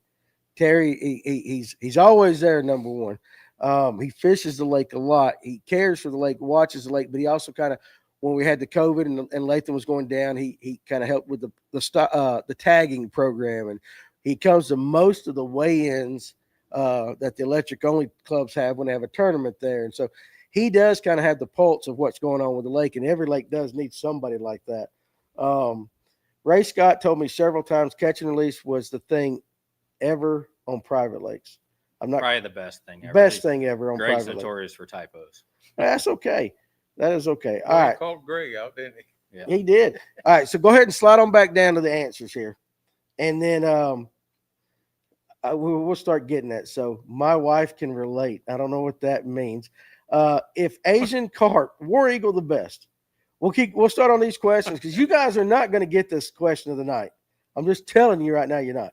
But if we missed your question, throw it back down and we'll try to get to it in the second hour right here. If Asian carp reach our North Georgia lakes, will they thrive on our lakes? Lake Kentucky bass population significantly declined in the last 10 years. Yeah, so Asian carp will probably thrive in most fertile lakes. And, Kentucky Lake's a river system, so that's a very fertile system. Mm-hmm. So Asian carp are a bottom. If you imagine like the food pyramid, your top predators are usually at the top there of your food chain, but Asian carp are actually at the bottom. So, and they're so big and prolific that they detriment the food chain, and they're at the bottom. So nothing's eating them, and they're eating all the food before it moves up the food chain. So they affect the food chain from the bottom up. So essentially, they're eating all the food that shad need, and now the shad are declining. So now everything, zooplankton eat phytoplankton, and you have all this food chain stuff, and every step up, it gets worse and worse and worse because of this big, colossal fish at the bottom that's just absolutely annihilating your plankton populations and the fertility of the water. They're going through filter feeding, and they're so prolific, in schools and how many there is, they actually are detrimental to the fisheries. I still want to get on one of them boats flying down one of them rivers where them little bastards are jumping up everywhere and you got to try to net catch them or something. You got to have a football helmet on. I was a student for Dr. Quentin Phelps at West Virginia, and he was one of the lead biologists on the Mississippi River, and his main thing was to stop Asian carp spreading. And he went up to the Illinois River and did a bunch of work up there, and they're trying to commercialize eating Asian carp to stop it, because it's such a popular food fish in China and overseas. It's a delicacy, and I've had it. Is it good? It's really not bad. It tastes like fish. That doesn't sound good. It tastes really like not fish. It's really I mean, I'd rather eat a crappie. I'd rather eat a crappie. But Here, taste this. How is it? It's really not bad. It's really not bad. It's like that daggum drum I had at you're trying to help the fisheries out, I'll eat it. Yeah. Yeah, but so that's how they affect the fishery. So I don't know if they would thrive here. I would expect they would. And I mean, Lake Lanier's not that fertile of a lake. right. There's some creek arms that are real fertile, but so they may not take off in these lakes, but they're going to affect them if they're in here. Yeah, that makes sense. So I done got lost in the comment section, but I can tell you guys, y'all ain't close. If Kevin is correct in his research, can I give him a hint? Well, I don't know. No. Just one. You kind of talked, it was one of those things. So a lot of these guys, I think, are looking at the, Well, yeah. Brian has an interesting comment there. Yeah, so which one? The Brian Markison. 2021 Classic was shortened by 2 hours due to lightning on Ray Rayburn and I won said by Hank canceled Cherry. or postponed. Cancel or postponed? Okay, that's the thing. He's the closest Postponed one. would be meaning they fish on like the next day. Yeah, Right? right. Bottom line outdoors right there above them. What's the difference between F1, tiger bass, and other largemouth bass species? That is a great question. I see that all the time on Facebook, on these pond management pages, and there is no difference. So No, really, I about spit out my Pepsi there. yeah, so a tiger bass is a trademarked name for an F1 bass by a different company. Really? Yep. And people think it's a total separate subspecies. Yeah, they just right? trademarked a name, and the tiger bass is an F1 bass. It's a cross between a Florida and a northern F1, Right? renamed tiger bass. And that company just said, we're going to name They our promoted fish the it well. tiger bass. There's really good marketing on it, and it sold. But it ain't no different. It's an F1 bass. I'll be doggone like that. Why was it postponed? Alex wants to know. Because Just because I get. Can I just tell them this is if you want to, go ahead. guys? This No, is I got some. give him something. What is odd? There's something out of place. What was it? There's something out of place in this whole place. What's odd about it?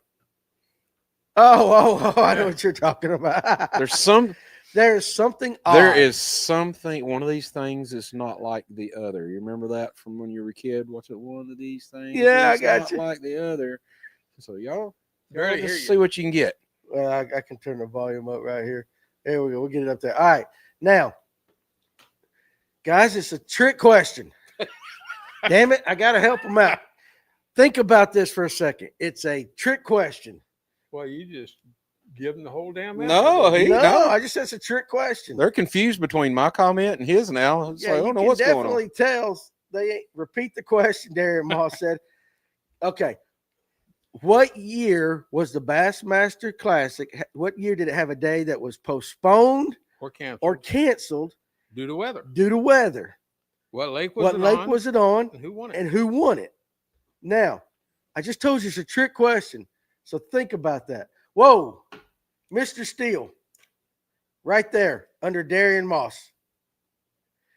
The Bassmaster Classic has never been postponed due to weather. That's correct. And that is the Outstanding. correct answer, right? That is Mr. Steele, thank you 100%. the longest we ever. I wonder if that's like my dad or something. And Brad Silver, yeah, Brad Silvers was close. He just didn't get it quicker than Mr. Steele. Never and nowhere, nobody. So you know what? He actually gave 3 answers. Mr. Steele gave the answers, and it basically encompasses all. So I'm gonna send both of you guys a pack of the worms because that's basically that. Because Brad did give 3. We did tell him there was 3 answers, but Mr. Steele's answer is 1, but it encompassed all of it. Does that sound fair? That sounds fair to me. Mr. Steele, I think I got Brad Silver's I think I got his address already. But Mr. Steele on Facebook, if you're on Facebook, message me, Danny Pruitt on Messenger, and give me your address, and I'll send you a pack of these Robo worms. Now, I will say one thing. Some of those answers Give you them to guys- the other guys. Okay, I'll give it to Brad Silvers. Some of the answers you guys were putting up there were days that were practice days that were postponed or canceled, not classic days. Or I was going to say maybe they got the elite, like they saw a could've day picked in up the the elite elites as series. well, Okay, but I researched that thing backward and forward. he and did, everything. and I told you nobody would get it hardly. It's going to be Heath Hudson. Oh hell! Oh, that's your dad, dude. Yeah, I didn't even know this. My last name spelled with an E at the end, so I must have misspelled his name. Your dad couldn't spell his name right. But he probably used. How old's your dad? 50s. 50s. Hey, I'm in the 50s. Stuff stops working in the 50s. Yeah. You know how it is with me, like that. So not everything. He just got off an airplane, so we'll give him some slack. Well, buddy, I appreciate you creating this fine young man. You did a good job. One thing is we got to get him a haircut. We got to get him a haircut. It's getting hot. He's got this that summer. jelly roll. Or that, what's it getting hot. called? Not jelly roll. Yeah, it is. Is it jelly roll? The rapper. No, It's no, Jerry no, hell no. Curl. I can't rap jelly roll. That's that country singer. It's Yeah. Jerry He's a Curl. rapper. He's Does a he rapper. rap too? He was a rapper before he was a country Looks to singer. me like he had a couple too many unwrapped things. That's why his way is. But no, what's that hairstyle called where they got all the grease in the back? A mullet. No, shit, no. But when you add the grease and the curls, there is a name for that hairstyle. There is a name for it. I get the look. He says a haircut and a shave. Shave your face, man. Your dad said so right there. So no, it's like a I'll come up with it. If you think about like Coming to America and all that, that preacher, that black preacher on there, he leans back and he leaves a grease stain everywhere he Hey, goes. I thought we were gonna cut my hair for charity or something. Now we're getting on that. We can cut your hair for charity. Yeah, well, highest bidder How much would it take to shave your head right now? to shave it. Yeah. You're walking down Now listen, a dangerous path. I shaved Blake Buchanan's mullet on the air for $2,500. We wanted to raise $2,500 for a cancer Yeah, if organization. you get $1,000, I'll shave my head. All right, guys, listen. Can we do it right here? I don't know but that it's we got what's the timeline on this? I was thinking like Jerry that's happening Curl. now. That's it. Yeah, see, Jerry Curl. I knew there was a name for it. You got a Jerry Curl going on back I there, think I baby. said that a while ago. Huh? What'd you say? I said that, and y'all were so busy talking, y'all didn't hear. Oh, me. you said We Jerry can Curl? barely hear you. We Tim. can't hear you for some reason on the mic out here. So I Maybe don't- mine's not dang working now. Yeah, who knows? Rhino says he'll pay your entry fee Saturday if you Whoa. shave your head. Oh wow. Philip said $40. it was epic when we shaved Blake's head. And I will tell you this, guys. If he's accused of a murder or something like that, and you want a DNA sample and he won't give it up, some of his hair is still on the floor downstairs. Yeah, it's in we the did it basement. like 3 years ago. It's dead. We don't clean up around here. I'm serious. Blake Buchanan's hair is on the floor down here. How What do about you this? If we raise Come look at your desk. Danny, how about I this? ain't got no, what? I'll make a deal. If we raise $2,000 by the end of the week, Yeah. $1,000 is going to go. There's a Hocking College, the college I went to. They have a fund for kids that can't afford to go on fisheries research trip to Canada. Right. $1,000 there, $1,000 to your choice. Now, what's the end of the week? What's today? Today's Thursday. Next podcast. Tuesday. Sure. No. So It's a 2000. Thursday night podcast. No. He said next podcast. It's just Thursday. Whatever you want, Danny. We can do next. Oh, you want to do Thursday? Yeah, So if we Thursday can raise $2,000 July. of July, if we can raise $2,000 by next Thursday, I'll shave my head. you'll come on just long enough next Thursday for us to shave. I get to shave it. Yeah, I'll come on next week. I'll check my schedule, but I'll come on soon after if I can't make next Thursday. So we got 1 week. 1 week. All right, guys. So here we go. Now listen to this. Tim, type this down. Danny this is my Venmo. Danny at fishnorthga.com. I don't like this keyboard. You don't like that keyboard? Okay, Yes, a different one. Danny at fishnorthga, not fush. We don't fush nothing around here. Yeah, we do. We do fush so much. We do at fishnorthga.com. That's my Venmo. And I believe it's the same. No. That's my PayPal. That's the PayPal. so, Back that baby up. so go back to PayPal. Go back now. Just hit Venmo. Take that off and put I'll PayPal. be sending money everywhere but to Danny. PayPal. Then you can send that. And then my Venmo is Danny at fishnorth and Georgia is spelled out.com. So here's what we're going to do, guys. Listen, $2,000. We got 1 week to raise it. $2,000, half of which is going to go to The Hocking College. the Hocking College's Foundation. fund Mhm. for kid that's underprivileged. Or Send them off to a fisheries research camp, wildlife and fisheries research camp to get them into the field like what I do. okay, and then the other $1,000, we can do whatever we want with it. Like Yeah, I'm to a a good charity. cause. I'm not Yeah, going to to go a to good Mexico cause. on it or nothing. Yeah. And I tell you what we'll do. If you guys, okay, look. So $2,000 at $10 a pop is 200 people. At $20 a pop, it's 100 people. At $50 a pop, it's whatever the hell the math is on that. So if you 40. guys, 40 people to send me $50 to either my Venmo or my PayPal will shave his head. And then I will we will have the viewers, we'll let them choose the charity we do that. So that's $1,000 to the charity. Mexico is nice this time of year. Yes, it is. but seriously, let's do that. And I think that would be awesome because I'd love to shave your head. But again, when I say shave, no guard. Let's do it. Okay, so there you go. It's getting hot. It's summertime. I've Okay, had this so hair there you for a go. year. It's time His to go. dad's fixing to give him $1,900. Mr. Steele, $2,000, and you get to watch your son get his head absolutely, and we'll trim up his beard too. We'll do something nice right there. So anyway, we'll start. I'm gonna push that. I'll push Go it. for So, David Weaver, what effect do herring have on the bass population at Lake Lanier? Now, again, he said earlier he's not as experienced with herring, but in your thoughts, Yeah, and I consulted earlier today because I knew this question was going to come up with Steve Salmons, who's a great fisheries researcher who studied different things. Tim White wants to know how many bluebacks can you buy with 1,000? Tim, hey, we can do that. We can. But Hickory log. What effect did the herring have on a bass population? They're going to increase, typically based on research, they're increasing the spotted bass population in relative weight and also increasing the relative weight of your largemouth bass. But we're seeing a decline of largemouth bass populations. And then if you mix smallmouth into the lake, like Blue Ridge, you're going to lose your smallmouth due to hybridization. Yeah, I caught one of those last year. They call them mean mouse.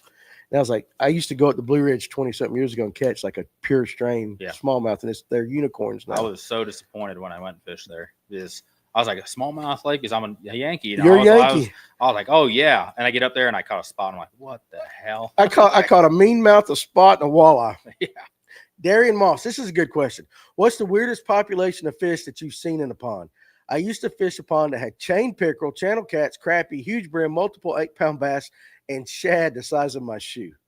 Yeah, that combination sounds like a lake that could have some big bass, because the weirdest populations usually have the bigger bass. So when you get into like what I call a swamp assemblage of chain pickerel, bowfin, bullhead, channel catfish, lake chub suckers, golden shiners, all these fish, it's turning more into like what the reservoirs are with all these different dynamics. Right. And what's happening, all these predators, crappie are usually mixed in with that, are reducing the reproduction success of these largemouth bass.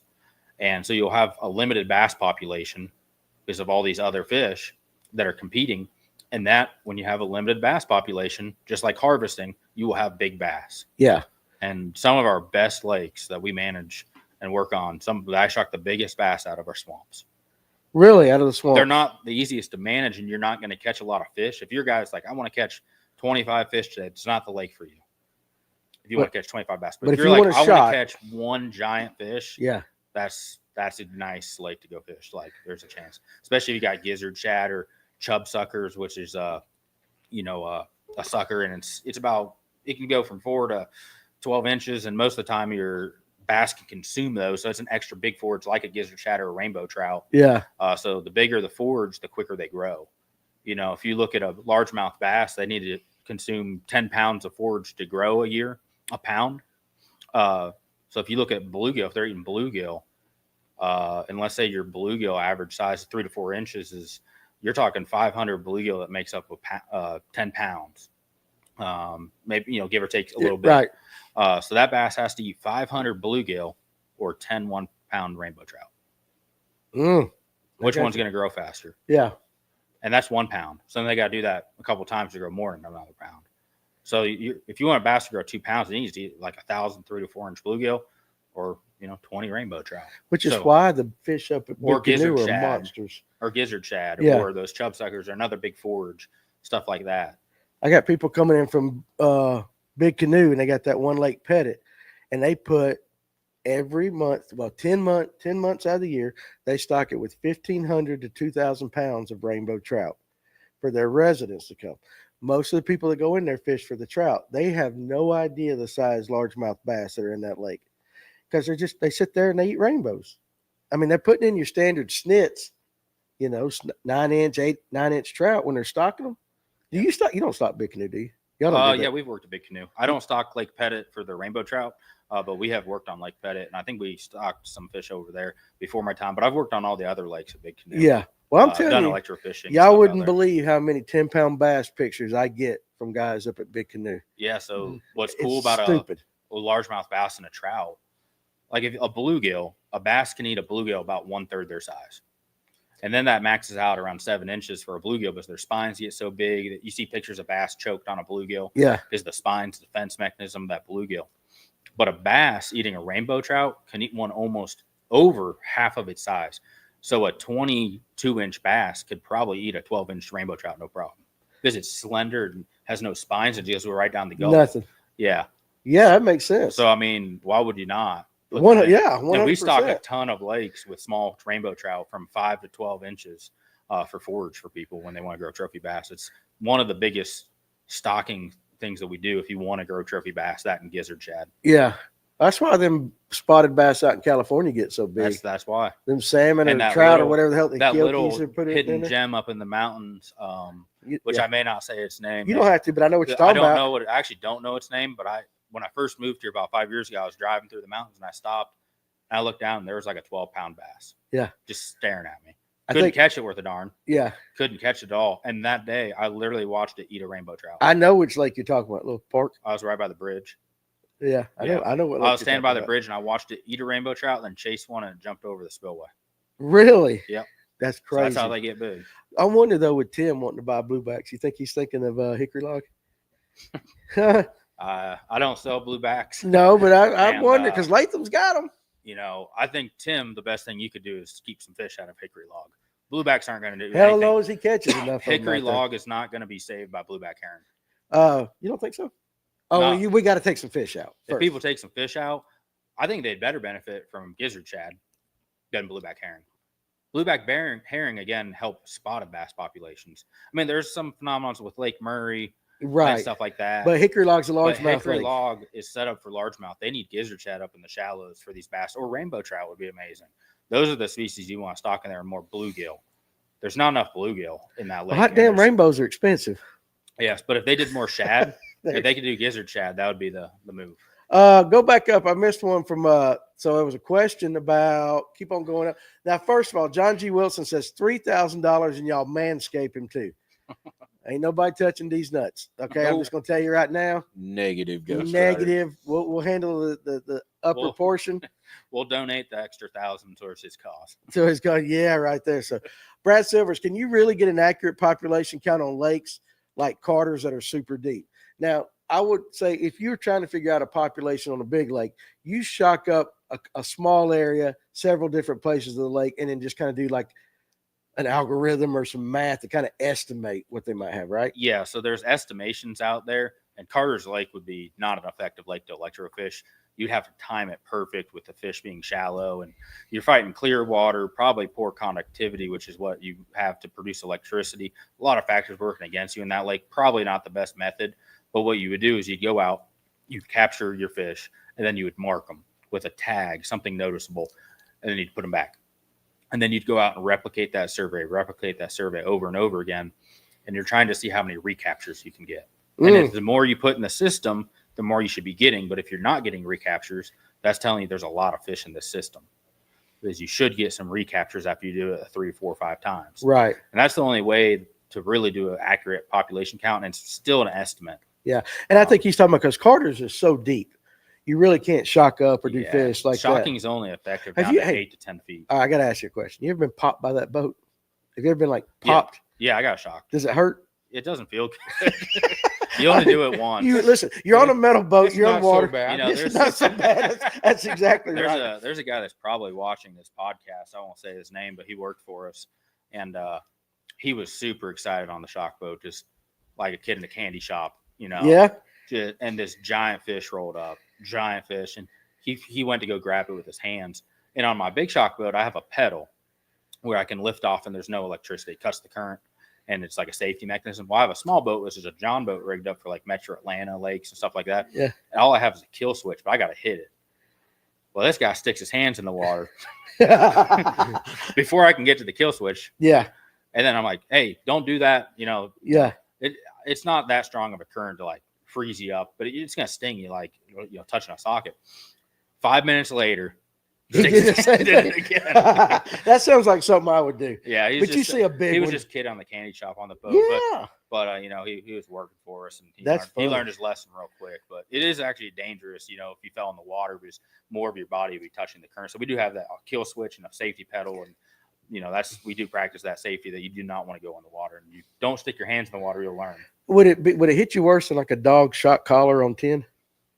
Well, I haven't put my I want shock to do collar that. on I want to 10. do that sometime. Not when I got shocked, because the field's so much stronger out by your anodes, the metal that's dropped down the water. But by the time you're back to the front of the boat where you're netting, it's more of a strong Tingle. Yeah. We need to But- do that one time. Have you ever done that? You ever We been can- shot by a dog collar? And I'm not going. Was you here that night that Blake had that one and he popped me in here? Was you here, Tim? Yeah, You did that? Yeah, hell yeah. And he turned that son of a gun all the way up, didn't he? he did. It hurt. That's one. I can imagine. And if we've been frying our dogs with them things like Are you that. house trained now? That's Huh? what he Are you uses house on his trained? I squirrel do not dogs. pee. I do not pee in the floors or anything at the house. So yes, I have been that. Chris Stubbs England. Why do we have some lakes in Georgia where blueback herring and Alabama bass have been introduced, but it doesn't seem to have any negative effect on the largemouth bass? Lake Juliet, for example. Now, do you think that's just it's going to be a time thing? Eventually, we'll get to that. I would have to see some data Yeah, to make like say something about that. You know, you add another competition like an Alabama bass that's going to, in too small of an environment, an Alabama bass is not going to outcompete a largemouth bass. Kind of like if you put an Alabama bass in a muddy lake, like a shallow muddy lake, that largemouth is going to outcompete it and thrive. yeah, So it's kind of like Lake Lanier. That's a great lake to put a spotted bass in. That's probably what, because it's open, deep. That's why they thrive there. I don't know much about Lake Juliet down there. I think it's in Monroe County, or somewhere down that way. Mhm. And I don't know much about that lake, so I don't have an answer for that. Could be a lot of different things. Could be more set up for largemouth. Could have a really good bluegill population still. But if those bluebacks take over and the spots start to thrive, you will just see the decline in the largemouth. Yeah. Over time. Oh yeah, absolutely. I get that. Pull up Craftmaster's comment right there. Largemouth population is more dependent on consistent water level. Herring improve any in population. Murray stays up and has a lot of good largemouth and spots, in my opinion. So yeah, I mean, now one thing is I do hear people talk about that a lot with water level going up and down. Again, I don't have your level of education on it. I just hear that comment a lot. What do you think about, take a lake like Allatoona, down in the winter up, and all the TVA lakes around here, they always pull them down in the winter. Yeah. So, I mean, how do you think that affects largemouth versus spots? I do think it will affect your largemouth more negatively. And that's because largemouth want that shallow water. They want that timber, the grass, all that type of stuff that's up in the shallow, the littoral zone. That's where they hang out, the shallow areas. Right. Where a spot can thrive out in open water. Yeah. And a bass has to make adjustments to do that, and they're not set up to do that. But each lake is its own little it's its own ecosystem, yeah. and every lake's different. And these big reservoirs have so many more factors that come into play than just the blueback herring. Yeah. Like, I don't know what else is in Lake Murray, but it might have just the most fantastic bluegill population I've ever seen in my life. Yeah. Maybe that's why the largemouth are also doing good. Yeah. Or it has the right cover year round, kind of like what he's saying with water. Yeah. So if they can stay where they need to be and feed effectively year round, they'll probably do great. Yeah. But if they have to deal with the pressure of these herring and they have to go offshore for their food and the water levels drop, so now they can't hide on that timber, they're going to struggle. Yeah. They're an ambush predator. Right. They need ambush points. They don't want, they were originally a river fish. Really? In the South, because there was no lakes in the South. All the lakes are man-made. Never thought about that. So those Good fish point. would be caught in the pools. They're not going to the riffles, They'd be caught in the deep pools. The deep, calm water. And if you keep moving them up and down with these water levels, it's not what they were meant to do. They're meant to be stable in those calm environments. So stuff like that's not going to make them, thrive. Right. I did not know that. And I never thought about that. I didn't know it either. I thought Okeechobee was a natural lake. Well, I'm Georgia. I'm talking about Georgia. All right, Georgia. Okay. Yeah. But still, it does make sense because every lake around here has been built. Large lake. Well, hell, even mid-sized lakes. Yeah, Georgia They're all didn't have. built. Yeah, they're all built. I did not even think about that. So, let's see. Jason Jones, right there, midway through. Beyond shock floating, do you guys utilize other niche pieces of equipment or technology to help make your findings more progressive? Things us normal folks may not be aware of or familiar with. Yeah. So let me read this just to Like, make sure. what do you use besides shocking? Yeah, I mean, we did a cool survey at Amelia Island last year, and the conductivity because of the salinity was so high we actually couldn't shock. The salinity made it so our shock bow wouldn't work. So we used seine nets, and we were seining like little tarpon and like drum and redfish and snook and all those cool species like out of ponds, Right. and brackwater. As our shock bow wouldn't work. So that's another tool in the toolbox we have. That's interesting. We have you ever depend. done that? Yeah, I'm saying. Yeah, I've done that too. I did There- done in Savannah. There's some cool advancements in sonar that's could be coming out there that that might be able to identify fish under the water. That's there's you got live scope. Whoa, You got like wait a live second. scope. Okay, that can Well, identify the fish. Well, you got like live scope and all these techniques that people are using Yeah. to like say that's a shad school, Yeah. and like you can try to make estimates, but I don't think that that's an accurate way to like make it an analysis of a Right, yeah. population. Yeah. Yeah. Because, I mean, you see a ball of shad, you can't tell how many shad are in that ball. Yeah, but like you have all these cool technology, side scan and forward facing sonar that you can use to try to look at these populations, but that's not gonna. Electrofishing is the best method to use collecting fish in these small impoundments. Could you imagine if they came out with something that could tell you the species of the fish, how many videos Randy Blockett would do?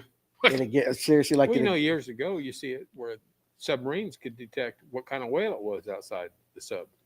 That's many years ago. yeah, military's probably got stuff that, you see that thing on the CIA where they used some kind of clairvoyant guy. He told them where the Holy Grail was.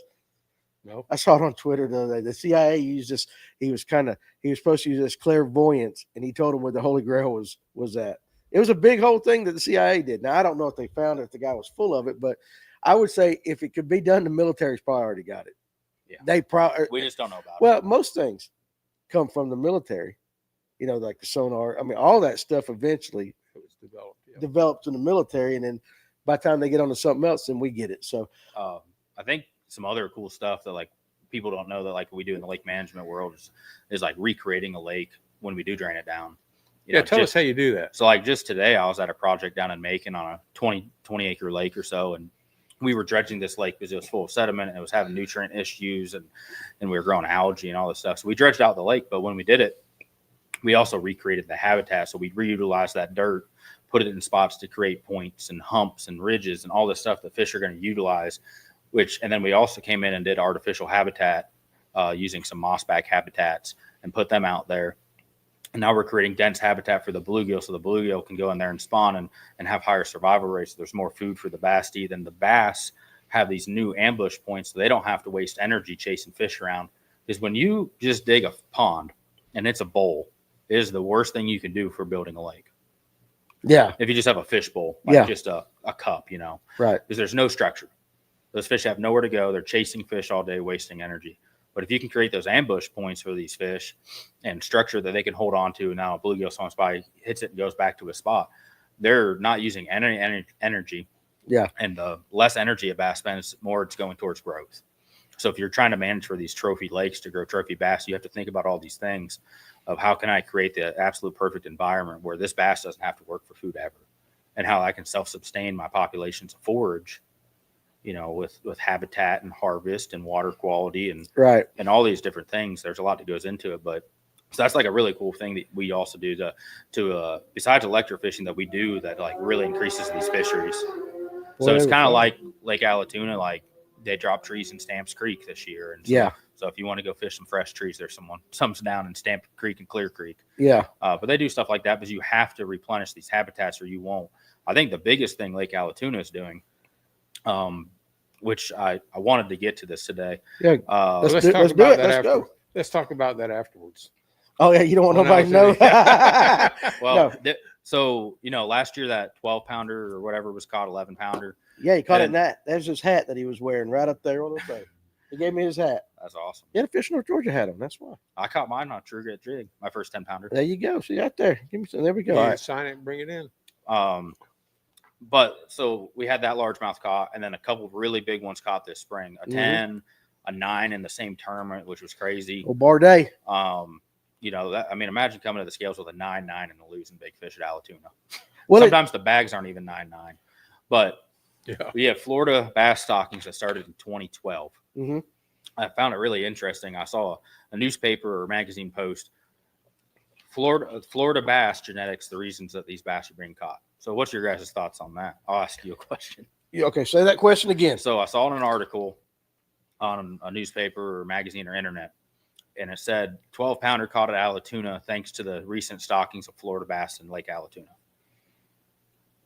What's your thoughts? What's my thoughts on the fact they called it an F1 and it was Well, due to they the said it was a restocking? Florida.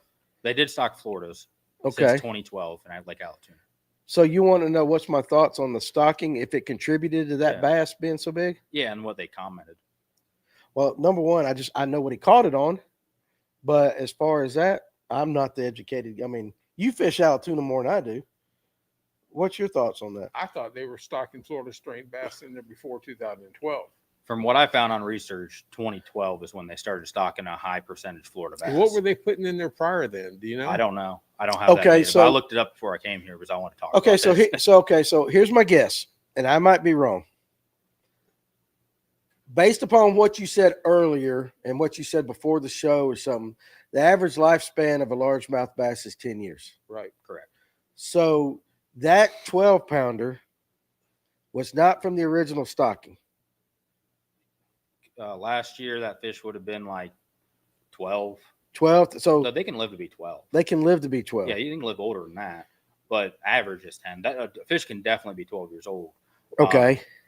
I'm really struggling for an answer. I have So- no idea. Not enough bait.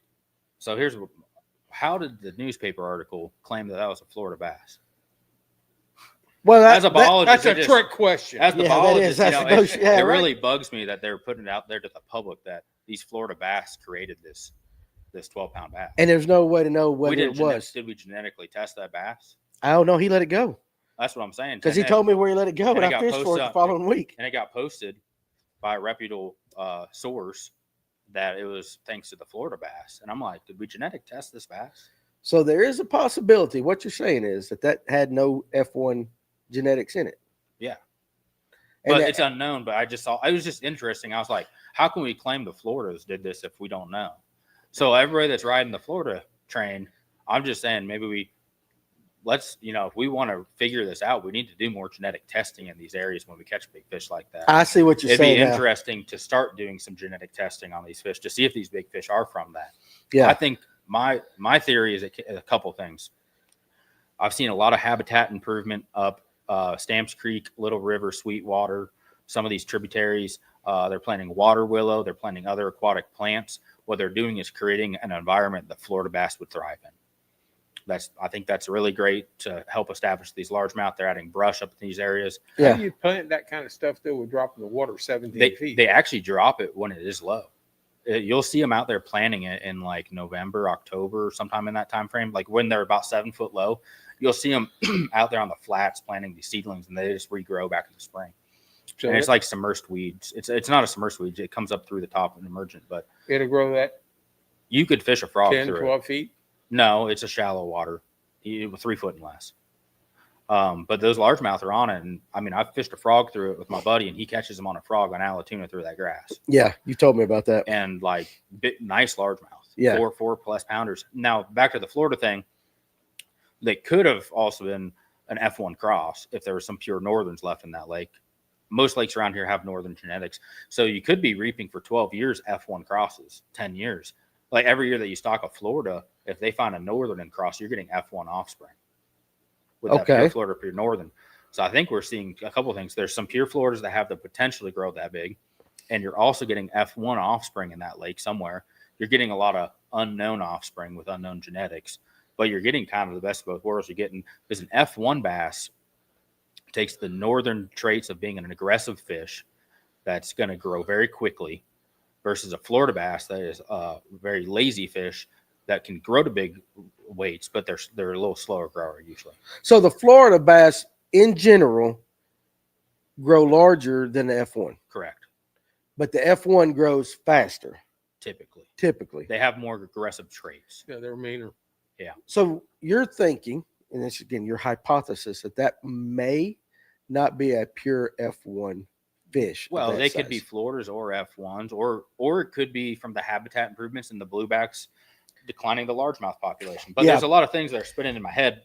But the thing is How do they know? why did they say the Florida bass made this happen? I'm like, that is so untrue. We don't know at all. Yeah. So I just wanted to get that out there to the fishermen that it may not be, it might be, but why can't we dive into this? I think it'd be an interesting thing to research on the lake, because we've seen some increased sizes of largemouth bass in the past few years. And Do you have the ability to do genetic testing? yeah, So like if I catch a trophy, what do I need for you to be able to do it without killing the fish?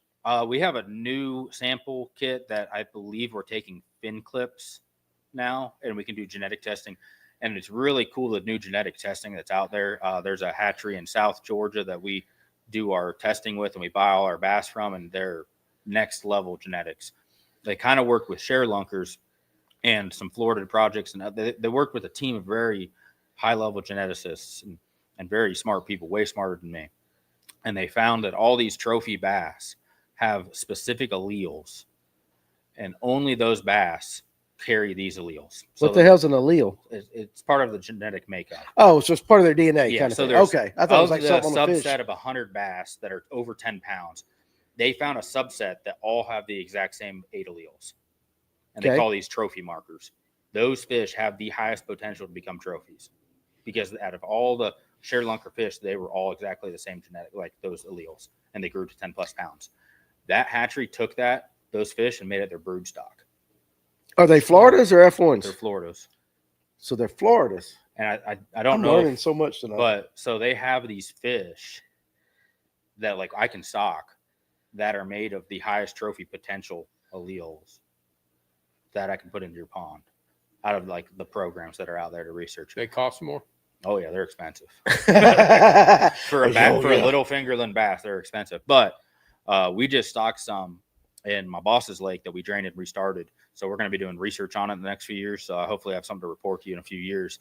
Because we just stocked fingerlings in it. So if I had one of your sample kits and I caught a bass, I could take a little portion of the fin clip, a little portion of the fin, put it in that sample thing, send it to you guys, and you could tell me that's an F1, that's a Florida, that's Northern. Yep. You'd have a full analysis. You could even test if you want to if it has those trophy alleles.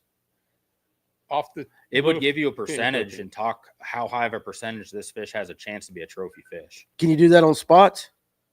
Or we're talking mostly largemouth? Largemouth. Yeah. But yeah, you could I could take it and send it to that lab and have results in a couple weeks. That's awesome. I might try that just to see. You know, Dan, I can remember years ago when I started fishing tournaments. Did you say years ago? Many years ago. They used to take a hole punch because, you know, we didn't have divided live wells back then. Right. We would punch the fin of the co-angler. Yes. The dorsal fin, so we could tell our fish apart when we got to weigh in. And you didn't know that you could have sent that in for genetic testing. Well, probably not back then. Yeah. But now. But that's kind of what you're describing. It makes no difference what part of the fin. I'll have to get the kit. And it's new. Yeah. We just got this in the last couple months, and I haven't personally done it. One of our other, I'm in the office more. I'm an operations manager now. So my other biologist is in the field daily. He's taking some samples, and I could figure it out and let you know. But I'm 90% sure we take a fin clip, and we send that off. That's all you need. So it's a way to test them without having. The other way we did it was a mouth swab, kind of like a COVID test. You just swab their tongue. Good Lord, I had one of those a couple of weeks ago. Oh, yeah. That girl dug deep on that thing. But I did mine at home. I didn't go so deep. It's really cool. Oh, she put my brain out. I'd love to see. You can take a mouth swab of a largemouth bass and send it off for a DNA sample. We can get a DNA sample. Ain't that something? Technology and all that. We talk about technology with sonars and all that stuff, but he can tell you all this stuff about a fish from a swab. What are you doing out there, Danny? I'm taking a DNA sample of a fish. Lord knows some kayak guys will be fussing because I got it held out of the water too long and I'm swabbing it right there. Could you imagine you get that, going Alex? by an HOA or something like Oh, out there yeah. swabbing a fish? You get that Karen. You get that Karen out there like, what are you doing to that fish? Nothing, man. Just swabbing the hell out of its mouth with a Q-tip. Sure it's not COVID. Yeah, I'm checking for COVID. Yeah, we used to laugh it was a COVID test for the fish. Right? All right, guys, I know you have a lot of questions out there, and I haven't gotten to a lot of them, but I'll hit a couple more for the night. So, do herring affect any other species or panfish on Lake Lanier or any lake system? They can compete with larval size juvenile fish like bluegill. Yeah. So they can't because they're competing for the same food as them. So they can disrupt the recruitment. I've heard they eat. They do. They do eat the they can small eat the fry. Eggs. Yeah, and they can eat the eggs, and they also can eat the same food the small fry is going for, and then starve them pretty much. Okay, there you go. Makes sense right there.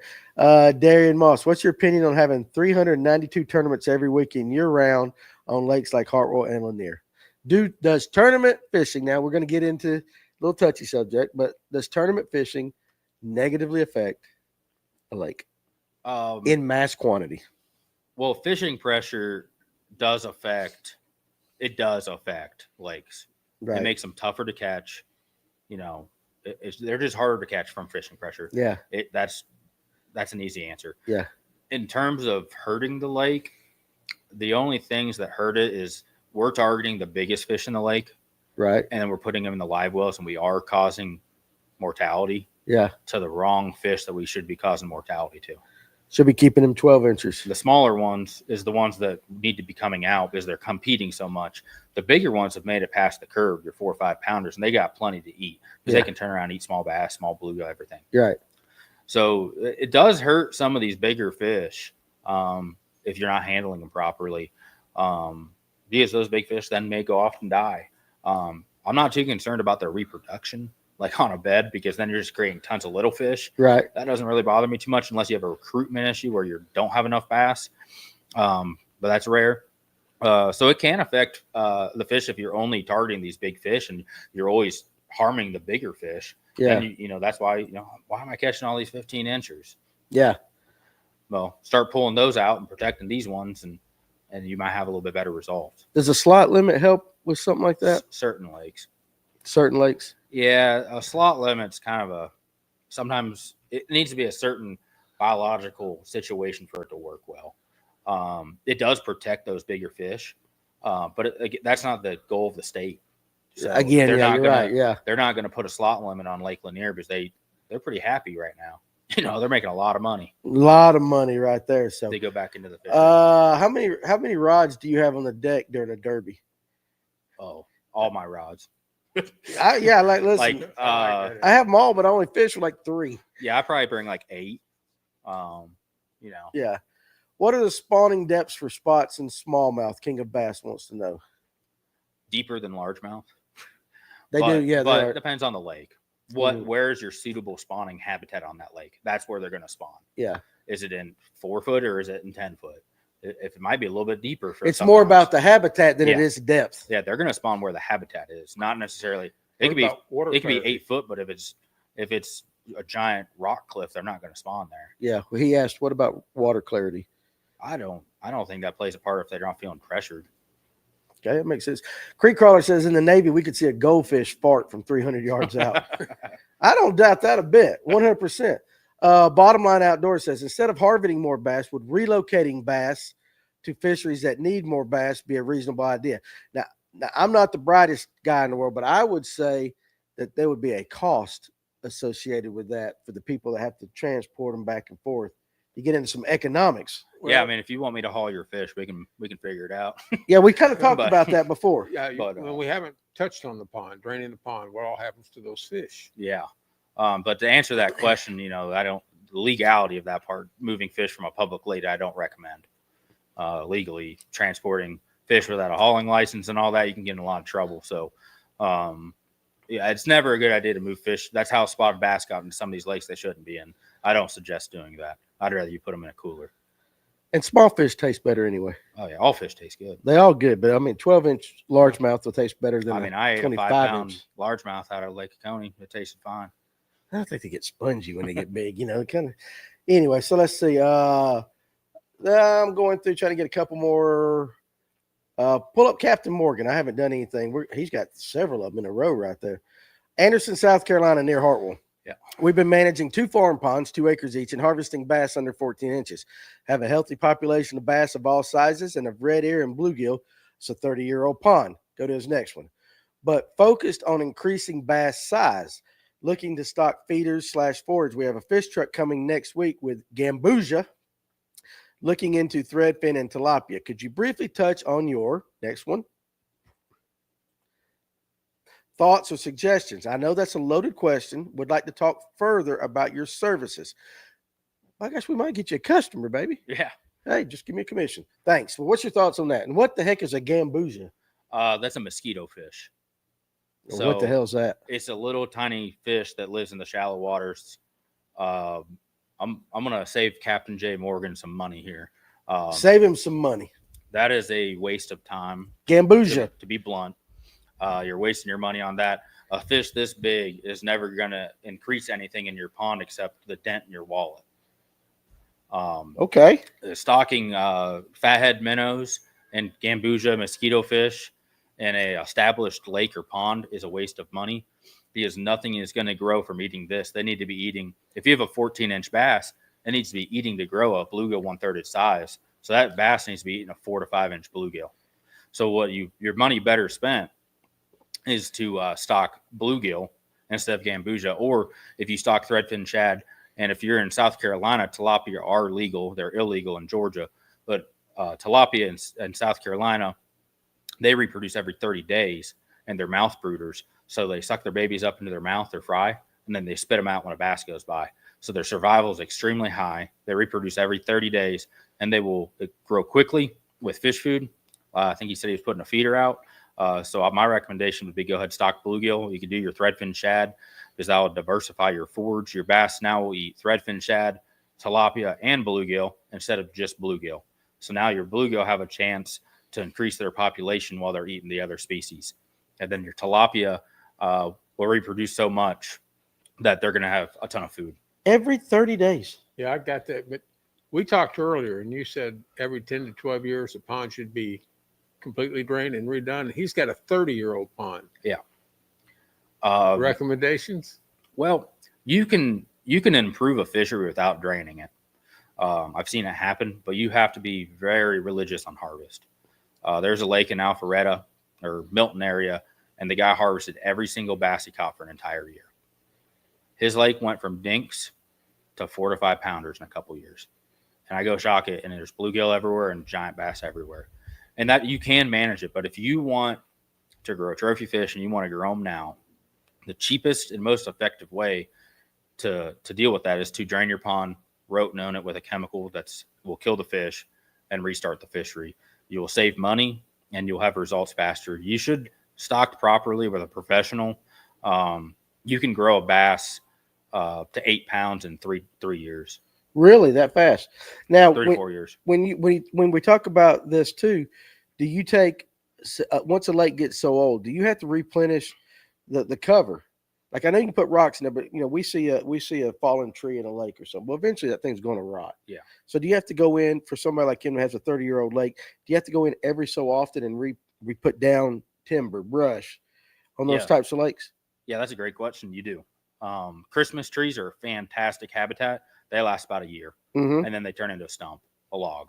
You pretty much need to put natural habitat in every 2 to 3 years to replenish it. Now, root balls, when you're creating a lake and you can start from scratch, you can flip a root ball of a tree over, like the stump, flip it upside down, take an excavator and tamp it into the ground, and now it makes like an umbrella of all this tangled mess. And that's not going to decompose very fast. And that makes great habitat. Because they can get up under it in the branches that are on the bottom. Yeah, and they can hide. But artificial habitat, which there's tons out there, they'll last forever. So you could go the artificial route, mossback, honey hole, ugly tree habitats. You can make your own. Any of that type of stuff will last forever. So I recommend a mix. Listen, I feel like, and we're 2 hours in, but I feel like we can carry on this conversation for 4 or 5 hours. Have him come back. Well, if we get $2,000, I'll be back. Well, even if we don't, you come back again. Because we've had like an intelligent, which don't happen very often on this show, but we've had like an intelligent conversation tonight. You dropped a lot of juice as far as, knowledge. To be honest, we barely touched it. That's what I'm saying. I feel like we could sit here and talk for another 4 or 5 hours. We'd run out of drinks, but we could do that. So let's get you back on fairly quickly, regardless of the we shave your head or not. Because I really do think there were so many questions tonight that we didn't get to because there was such good information being dropped. Yeah. And all that. I knew you were smart, don't sell yourself short, but it's the conversations that, the things that you threw out tonight just lead into further questioning that we just don't have time to do in Makes you think. one episode. So let's check your schedule. And then in the next week or two, let's see if you got another night or, I want to get you back on soon. Okay. So that we can talk. And if you want to bring your boss, you can bring your boss or whatever like that, if he'll come, or one of your guys. He can come. We'll shave his beard. He's got a big beard. Oh, he's got a Phil Hutchinson beard, one of those. We'll shave his beard if he comes. Well, seriously, Colin, first of all, thank you very much for coming, but I do want to get you back on quick. Yeah, I'd be happy to come back on. This is there's so many questions I've got, and I know you got them, or just listening to what he's saying. I never thought about putting a root ball upside down and tamping the limbs in the ground to create that umbrella effect, just something like that. No. So anyway, thank you for coming. Again, tell everybody who you work with. With Aquatic Environmental Services. You can find us at Lakework on Instagram, lakework.com on your internet searches, and our phone number 770-735-30. Oh, I messed that up. Just probably because you got it in your phone is I don't have to look at it. But I'll post it in the comments. I think it's 3035 or something like that. It's 3503. 3503. Say it one more time. 770. I already forget it. Hey, Greg. Greg, Greg, you're still watching. Would you put your company's phone number in the comments section for us, please? Because your employee can't remember. I'll leave some cards here at the shop. For sure, though. And I'm telling you what, I mean, seriously, I find it interesting. But you can go to the website and you can click a request and it'll go straight to our emails. And you can ask any question. We'll get back to you within a day. Aquatic Environmental Services, and it's www.lakework.com. Yeah. Okay, so like that. So, guys, hey, listen, appreciate you guys joining us tonight. I think if you're like me, you learned something tonight, and there's going to be a lot more. We're going to have him on back really soon because I found these kind of conversations I love because they can go on forever. And your boss had excellent info and questions. Well, thank you. Let's give my boy a raise. All right, so he can come in. Yeah. So he can come in the store. He buys stuff from me from time to time, and if you give him, a few bucks an I hour probably have to more, learn our phone number to get a raise. we'll work on that, right? Like that. Yeah. So Tim, appreciate you coming in tonight, running the boards, and Kevin, as always, buddy, thank you very much for your impossible question of the night. You guys, listen, we'll be back Tuesday with another episode. I will be in town on that, so I'll be back on with that. But if you're going out fishing this weekend, again, I say it every episode, make sure you stay safe first and foremost, because we want you guys to join us again. If you're watching later or listening to us on iTunes or Spotify like that, we appreciate and we love you too. What? Oh, by the way, listen, nobody has caught what is different in the scene. So listen, you guys can go back and watch it and just what is different about what you're seeing tonight. So we might have to make it more obvious next time. But anyway, we appreciate you. We love it. David Weaver said, great show. Love it. Can't wait to see Colin and his juice again. Maybe bald. Well, you guys, again, we got to raise $2,000 in 1 week. And you ain't got to put all $2,000 from one guy. If all of us throw in 10, 15, 20 bucks, that's two McDonald's meals, number sevens like that. We can shave this joker bald. So make sure you hit that like and subscribe button and join the fun here. We will see you on the next one. Y'all have a blessed weekend. Appreciate you.